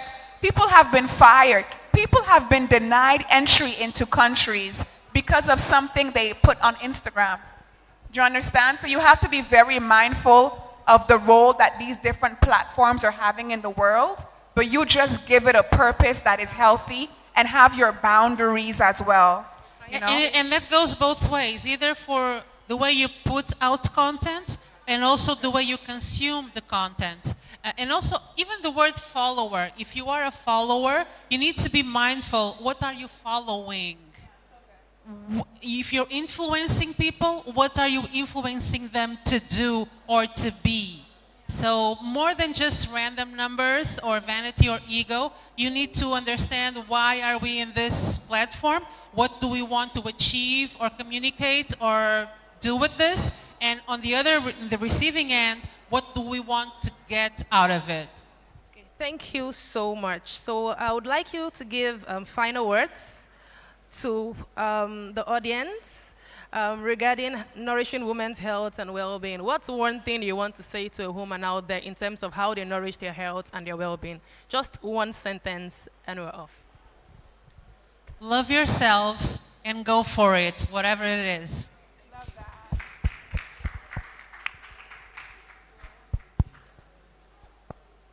But what you eat, radiance starts from within. So good. I was going to say, build yourself from the outside in.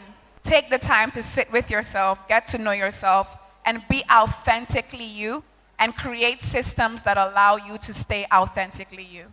Thank you so much. So for everyone that joined us, we want you to take quarantine. Your self-worth is determined by you.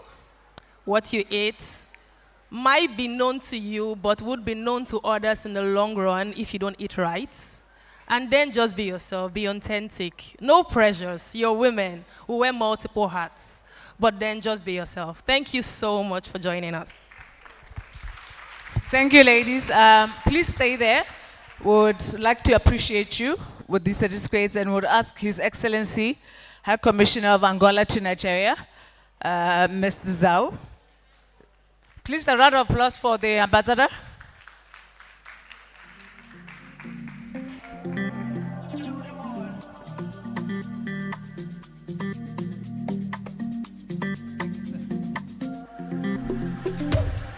My Joro mio, Julie, Anna Bioro mio, Moni, he love you, we get in on Shakara, you know, say me, I am Timora. Suddenly, oh shit, now you don't find me. I don't know what's taking over me. Suddenly,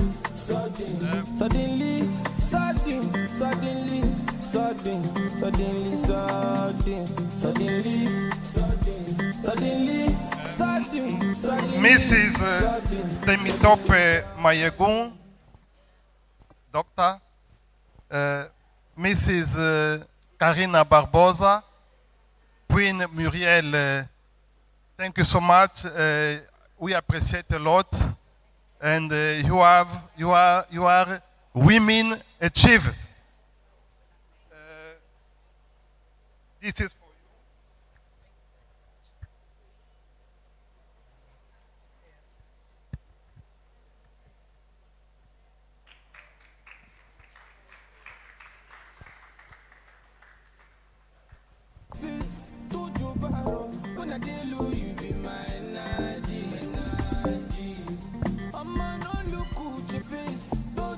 Queen Muriel Jean-Michel.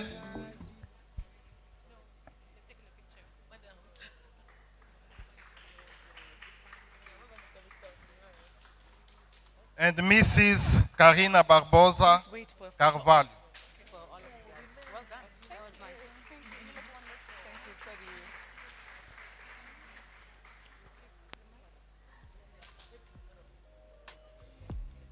Okay, photo op, ladies. Can we all go to the center of the stage?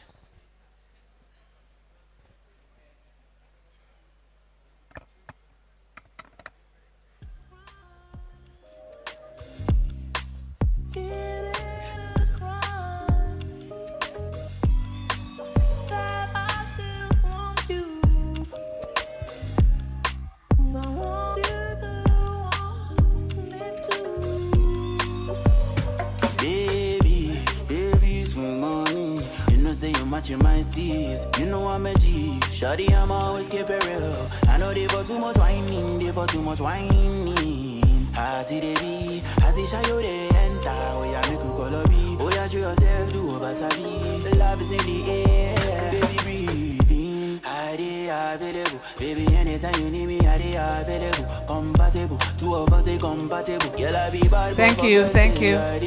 Ah baby I dey phone, baby take it slow, baby go down low. Nobody has to know, yeah, no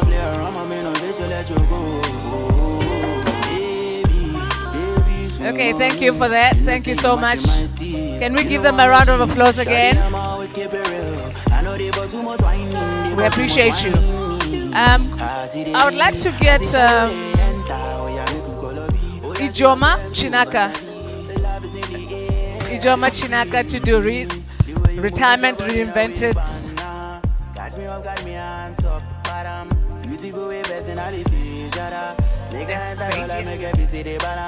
As I get opportunity, why I no go mountain? Actually, I go ready, nothing come out in my hand for your matter. They see girls say bad, but you bad. Okay, your ways put me for bello, push it bello. I did this, so the me know, baby, na me do your kids, they are put below. After you, now you become uncle. Oh, baby, show up, get other girls jealous, but you are working, matching my AB color. Treat you like a mama, can't bring on it, but you don't want for me.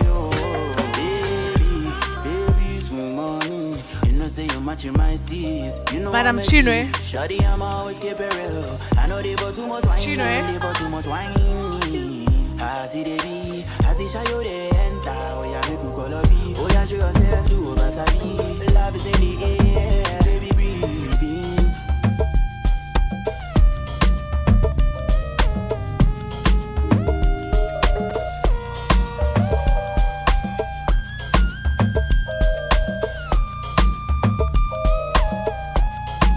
Hello everyone, good afternoon. Good afternoon.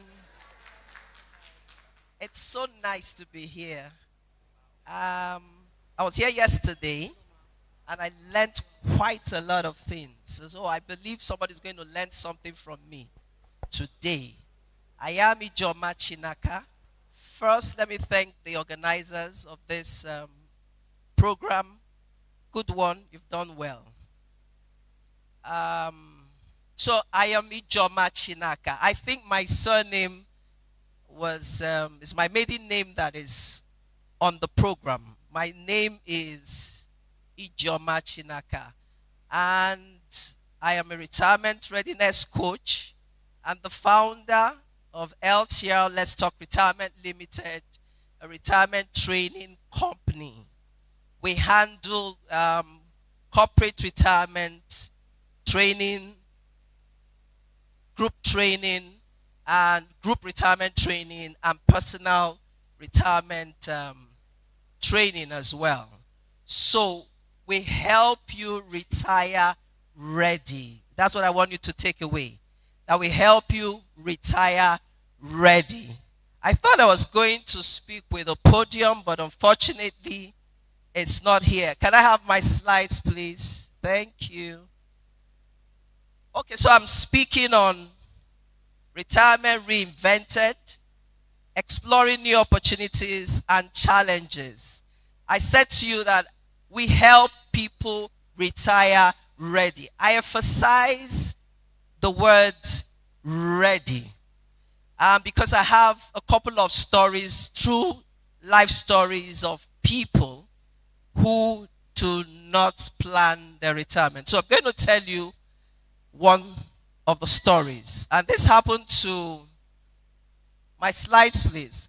Okay, so this happened to a female senior executive. I won't tell you which industry, just in case you know the story. So it's not just about women, but it also happens to men. But I'm going to tell you about this lady who retired. And instead of taking a bow, as expected, she went back to work. She wakes up every morning, dresses up, and goes to the office. And you know, we're very respectful in this part of the world. So the security and even the new occupant will vacate the office for her. And this continued for some time. I'm telling you a true life story. This continued for a while until she also appeared at the senior management meeting. And management had to take action. And I asked the question, did you follow up on her to find out what happened afterwards? Because of course that showed that she wasn't, well, I use the word balanced. And the response I got was, how does that concern the organization? And that's what life is all about. you have to ensure that you take care of yourself, because retirement is about you. It's not about any other person. So permit me to ask this question to every woman that is in the hall, in the room this afternoon. After work, dear woman, after work, what next? Maybe ask your neighbor, after work, what next? My slides are not coming up, so I'm just going to continue. Okay, so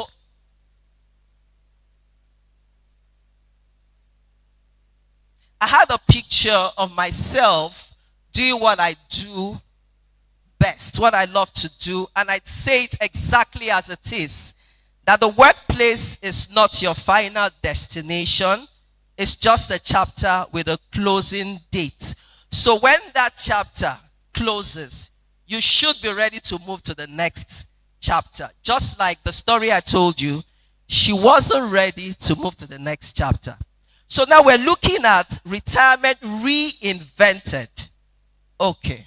Please, next slide. Thank you. Next slide, please. Next slide, please. Next one. I've already talked about this. That the workplace is not your final destination. It's just a chapter with a closing date. So now we're looking at retirement reinvented. Now you have the old image of retirement. This is an old picture that we need to do away with. And I usually ask my audience, can you hear me clearly? I think this mic is okay. So I usually ask my audience, what word comes to your mind anytime you hear retirement? And I get responses like anxiety, panic, uncertainty, fear, before you start hearing the positives like rest, freedom. So I'm saying that that's the old mentality. The old picture of retirement is that of boredom, irrelevance, financial struggle, waiting to die. But times have changed. But that change has to come from within. It has to come from you. The change has to start from your mind. Retirement actually is a mind thing. If the story I told you, if she had already had it in her mind that retirement will come, she would have been ready. So that readiness starts from the mind. I say this to tell you that my mother is 79 years old and she's still a practicing pharmacist. Why is that happening? Because she doesn't accept the fact that retirement should be that of irrelevance and boredom. So next slide, please. So retirement reinvention for today's woman means, next slide, please. No. This one. So it means a new season of purpose. For today's woman, retirement should be a new season of purpose. If you ask me, my first definition of retirement is a season of purpose. There are times and there are seasons. So at the point of retirement, we need to understand that you must understand, you must have a purpose. Why am I on this earth? Why did God create me? You must have a purpose. And retirement should be the season where you run your purpose, discover your purpose, and serve humanity with your purpose. So it is also a time to serve. While you serve, when you're serving humanity, what happens is that you grow, you expand, your capacity expands, and then you begin to earn. And it's also a time to reclaim identity beyond titles. Your title is not tied to your job or your work. Sorry, your identity should not be tied to your job or your work title. You need to know who you are. the first question I ask my clients is, who are you? And I usually hear things like, I'm the head of corporate services. I'm the head. That's not who you are. You're much more than the title, that job title. There should be a you outside of that job. So it's a time to reclaim identity beyond titles. Find out who you are. Next slide, please. Next slide, please. So why retirement needs reinvention? Retirement needs reinvention because, number one, the economy is not smiling. You agree with me? It's not smiling at all. And healthcare is so key. Healthcare is so key, so you better be ready to be able to handle it. The second is inadequate pensions for many retirees. I teach boldly that you should act like the pension doesn't exist. That's the right attitude. The third is that you should have engagement beyond work. Engagement beyond work. I teach the 3H of engagement, because if you're not engaged at retirement, you become a nuisance. That's the truth. You become a nuisance to people around you, friends and family. You become a liability and a nuisance. So you don't want that. So you need to be engaged at retirement. You need to be engaged beyond work. The 3H of retirement, or 3H of engagement: the head, the heart, and the hand. If you want to find out, please contact me. Next slide, please. Now, there are two big questions. I can't say that because I don't have much time. I'm only giving 10 minutes. Now, there are two big questions you need to ask yourself. Number one, what will you live on? Number two, what will you live for? I think the second question is deeper than the first one. Because life is about others, serving others. So what will you live for? Would you live for purpose, impact, or continuous learning? Will you live to touch other lives? The decision is yours. Now, what will you live on? The pension still, or maybe annuity, which is more, or you want to live on passive income from a diversified portfolio. I think you should plan to live on all diversified portfolio. Next slide, please. So there are opportunities in retirement, which are new possibilities. You could launch one business or the other. You could mentor others. After serving for, I think it's 35 years or less or more, you should have, enough to mentor others with. You should be able to mentor the next generation in so many ways. In your profession, as a mother, right? As a woman, life generally. You could write books. The Honorable Mommy, she says she's looking for somebody who is going to write her story. She's looking for an author to write her story. I see somebody looking at you very well. Okay, so, oh God. All right, so there are other possibilities, opportunities. You could be an author. Please go back. I'll do this quickly, but just go back, please. You could write books. You could create content. You could build meaningful communities. I have a community on WhatsApp, with like minds. You could build meaningful communities with like minds, rather. And like I said, I have that on WhatsApp because of technology. Technology enhances all of these things. You could learn, you could earn, you could serve, you could be seen because of technology. Next slide, please. I'm rounding up. Next slide. So there are challenges that women face at retirement. You look at this woman, that's how we are. We're faced with a lot of challenges, but we come out all dressed up, made up. We don't look like there's any problem at all. That's what she's showing us. But there are challenges. Let truth be told. There are possibilities, opportunities at retirement, but there are still challenges. So when you know that there are challenges, you prepare ahead of time. Financial unpreparedness is one. Health concerns, loneliness is a big deal at retirement. I have so many stories. Identity crisis.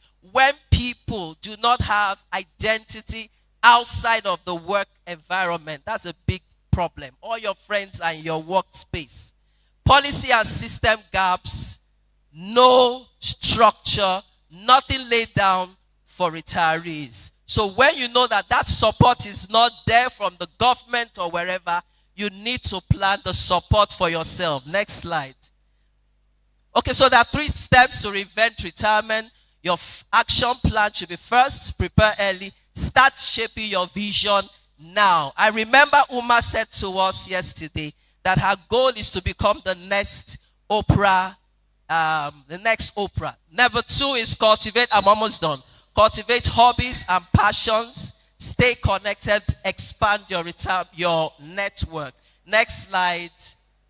Conclusion. Retirement is not an end. It's a new beginning. Embrace the change. Explore the opportunities and overcome the challenges. Rethink what it means to retire and consider retire instead. Change the tires. Put on new tires and run. Embrace the 4 P's: purpose, potential, passion, and peace. And finally, take action. Start today. Every one of us, please, let's rewrite the retirement story. Now you can connect with me to rewrite that retirement story. Thank you very much.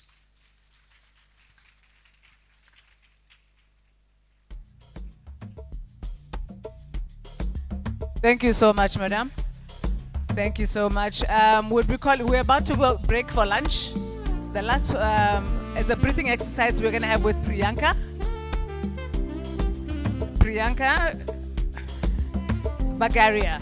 Yes. It's obvious you haven't found a replacement. I know you in and out, so I cannot be mistaken. Girl, I Okay, and your colleague, Mr. Wiping you naked, biting and shaking. Mr. Kant. Oh, you are saying. I would like to also recognize the attendance of Mr. Patrick Kimata from the Kenyan High Commission to Nigeria.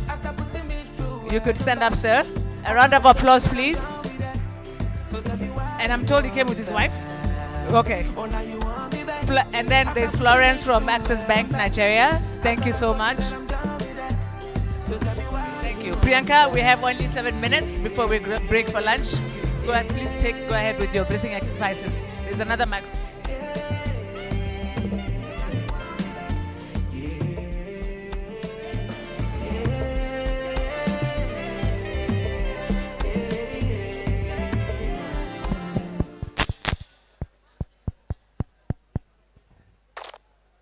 Hi, good afternoon, everyone. So everybody is ready for lunch? Yes, hungry? So we will do some short exercise which will make your lunch, your food even more delicious. Okay? So my colleague, Mr. Sukant, and myself, Priyanka, we represent the Happiness Center, the Art of Living's Happiness Center. We are located just right here in Victoria Island, and it's a holistic wellness center. So we have yoga classes, breath work and meditation programs, and most importantly, we also have natural, herbal, Indian traditional medicine, which is Ayurveda. So you can come for, I heard about spa in the panel discussion. So we have all kind of Indian herbal spa therapies and treatments and cure for chronic ailments naturally, non-invasive. So I would like to start with the session now. Can I have everybody's attention, please? So everyone, please take out your phones. The most treasured asset in your life, your phones. Can I have your phones? Yes. So there is a button there. We'll do a small exercise. There's a button on the phone, and when you press that button, the phone automatically switches off. So can you please press that button? For next 5 minutes, we have been talking about mental health and taking time for yourself. So can we implement all the great ideas that we have picked up over here for next 5 minutes? It will be only you and yourself. You can put your phone on silent or switch it off just for 5 minutes. Are we all here? Okay. So breath has a lot of secrets. Do you know that 85% of our toxins from our system is flushed out through breath? And it is the most vital source of energy. You get energy from food and sleep, but even more energy we get from breath. No breath is no life. The first act of life is we breathe in, and the last act of life is we breathe out, and that is our last breath. And after that, it's time to say bye. Right? And most of our ailments, aches and pains in the body, whatever chronic issues that we have in our health, is connected to our mind, the stresses that we have accumulated. Right? So if you are able to flush out the toxins with the help of the breath, you will lead a more stress-free life. Your mind will be much more focused. There will be much more clarity. And whatever we've spoken about, self-care, having good relationship with others and your own self, you will be able to attain it quite effortlessly and yet be very successful in your professional life. So whatever I've spoken now, we will get a short glimpse. We'll get a practical demonstration of the power of breath. Would you all like to do it for 5 minutes? Short breath work. How many of you are interested? Otherwise, I'm not interested. Because this is a big secret. Extremely simple and very, very powerful. Can I have more hands up? Can you all wave? See, this is an exercise.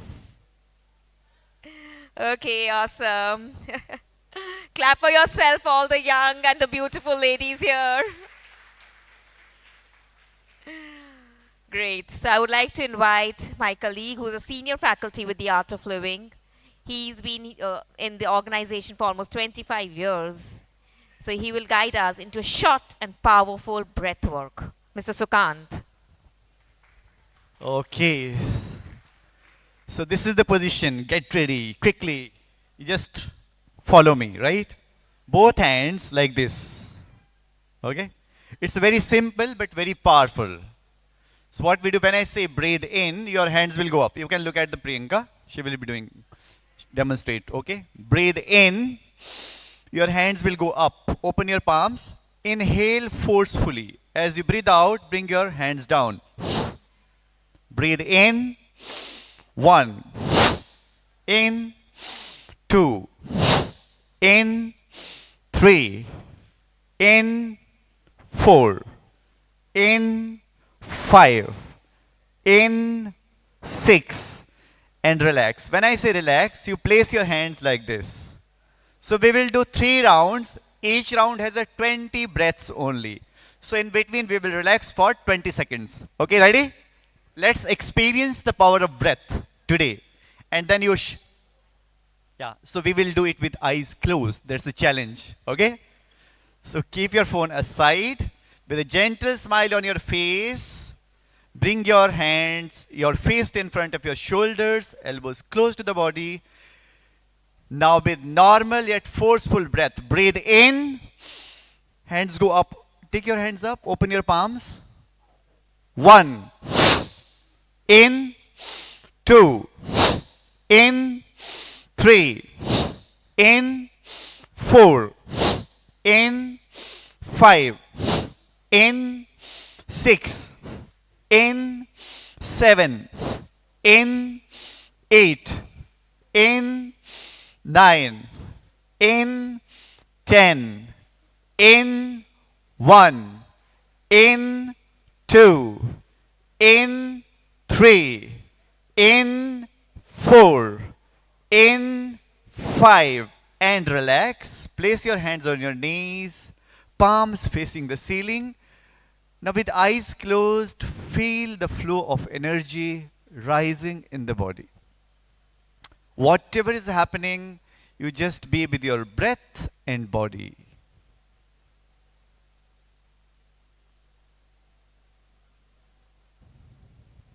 Observe your breathing.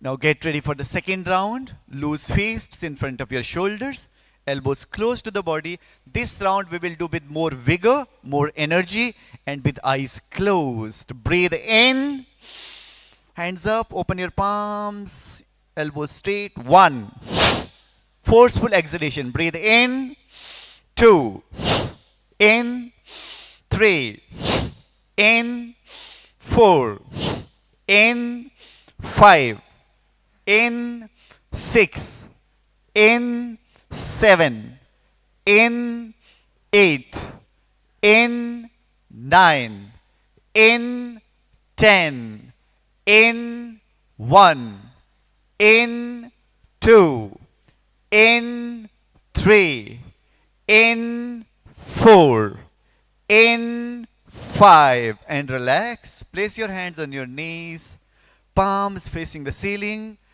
Now with eyes closed, observe the flow of energy rising in the body. For 20 seconds, just observe how you feel. You may feel some vibration in the body or flow of energy.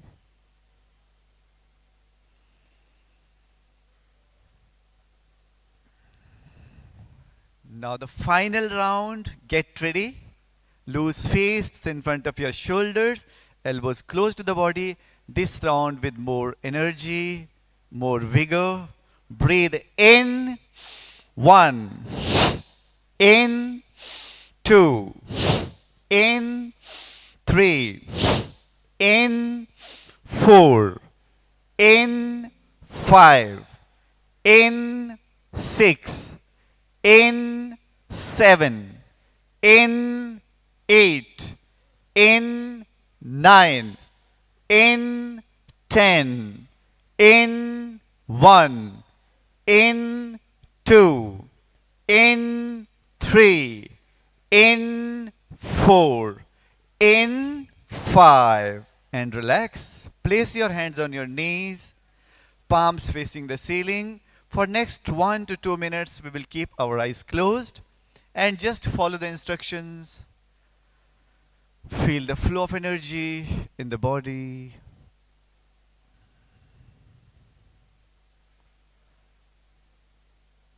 Take normal deep breath in. As you breathe out, relax. Breathe in.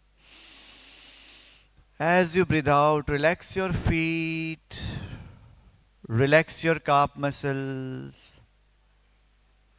Relax your knees. Relax your thighs and hips. Relax your abdomen, stomach and navel region, chest. Relax your shoulders, your arms. Relax your neck and throat. Relax your facial muscles. And take long deep breath in.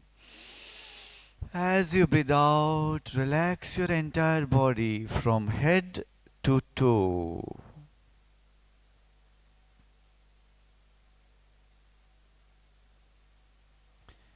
We are grateful to this wonderful instrument we are blessed with, our body.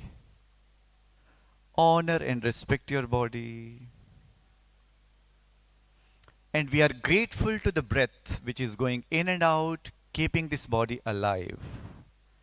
Once again, take long deep breath in. As you breathe out, relax. Now become aware of your thoughts. Whatever thoughts are crossing your mind at this point of time, whether good or bad, pleasant or unpleasant, let them come. They are like clouds in the sky, they just come and go. Do not resist any kind of thought.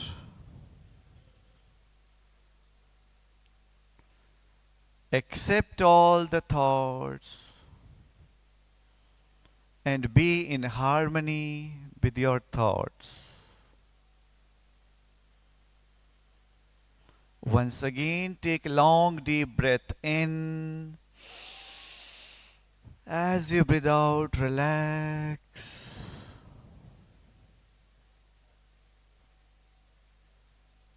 Become aware of your feelings. Sometimes we feel good, sometimes not so good. Feelings keep on changing, that's how they are. Be in harmony with your feelings.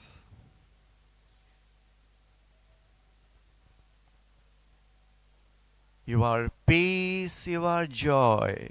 With this thought, relax for next 2 minutes. Next 2 minutes, there is nothing to do, nothing to know, and nowhere to go.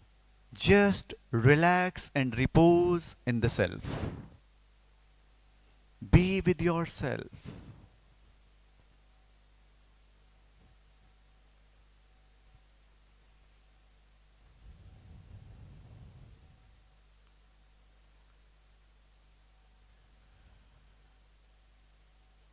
Become aware of your feelings, your thoughts, if any.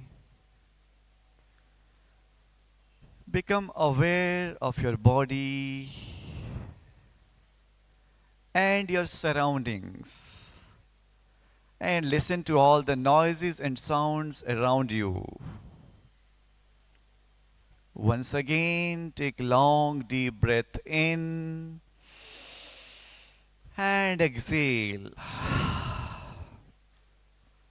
And with a gentle smile on your face, you may slowly, gradually open your eyes.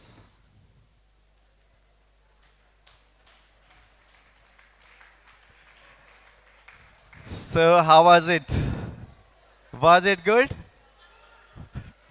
Very nice, very nice. So, if you practice breathing every day, you can keep yourself uplifted. You can increase the lung capacity, which will help you to uplift your state of mind as well. So make it a part of your life and keep your mind stress-free. Like when we cannot step out of our house without taking shower and brushing our teeth. Same way, it's very important to take care of our mental hygiene as well. Don't you think so?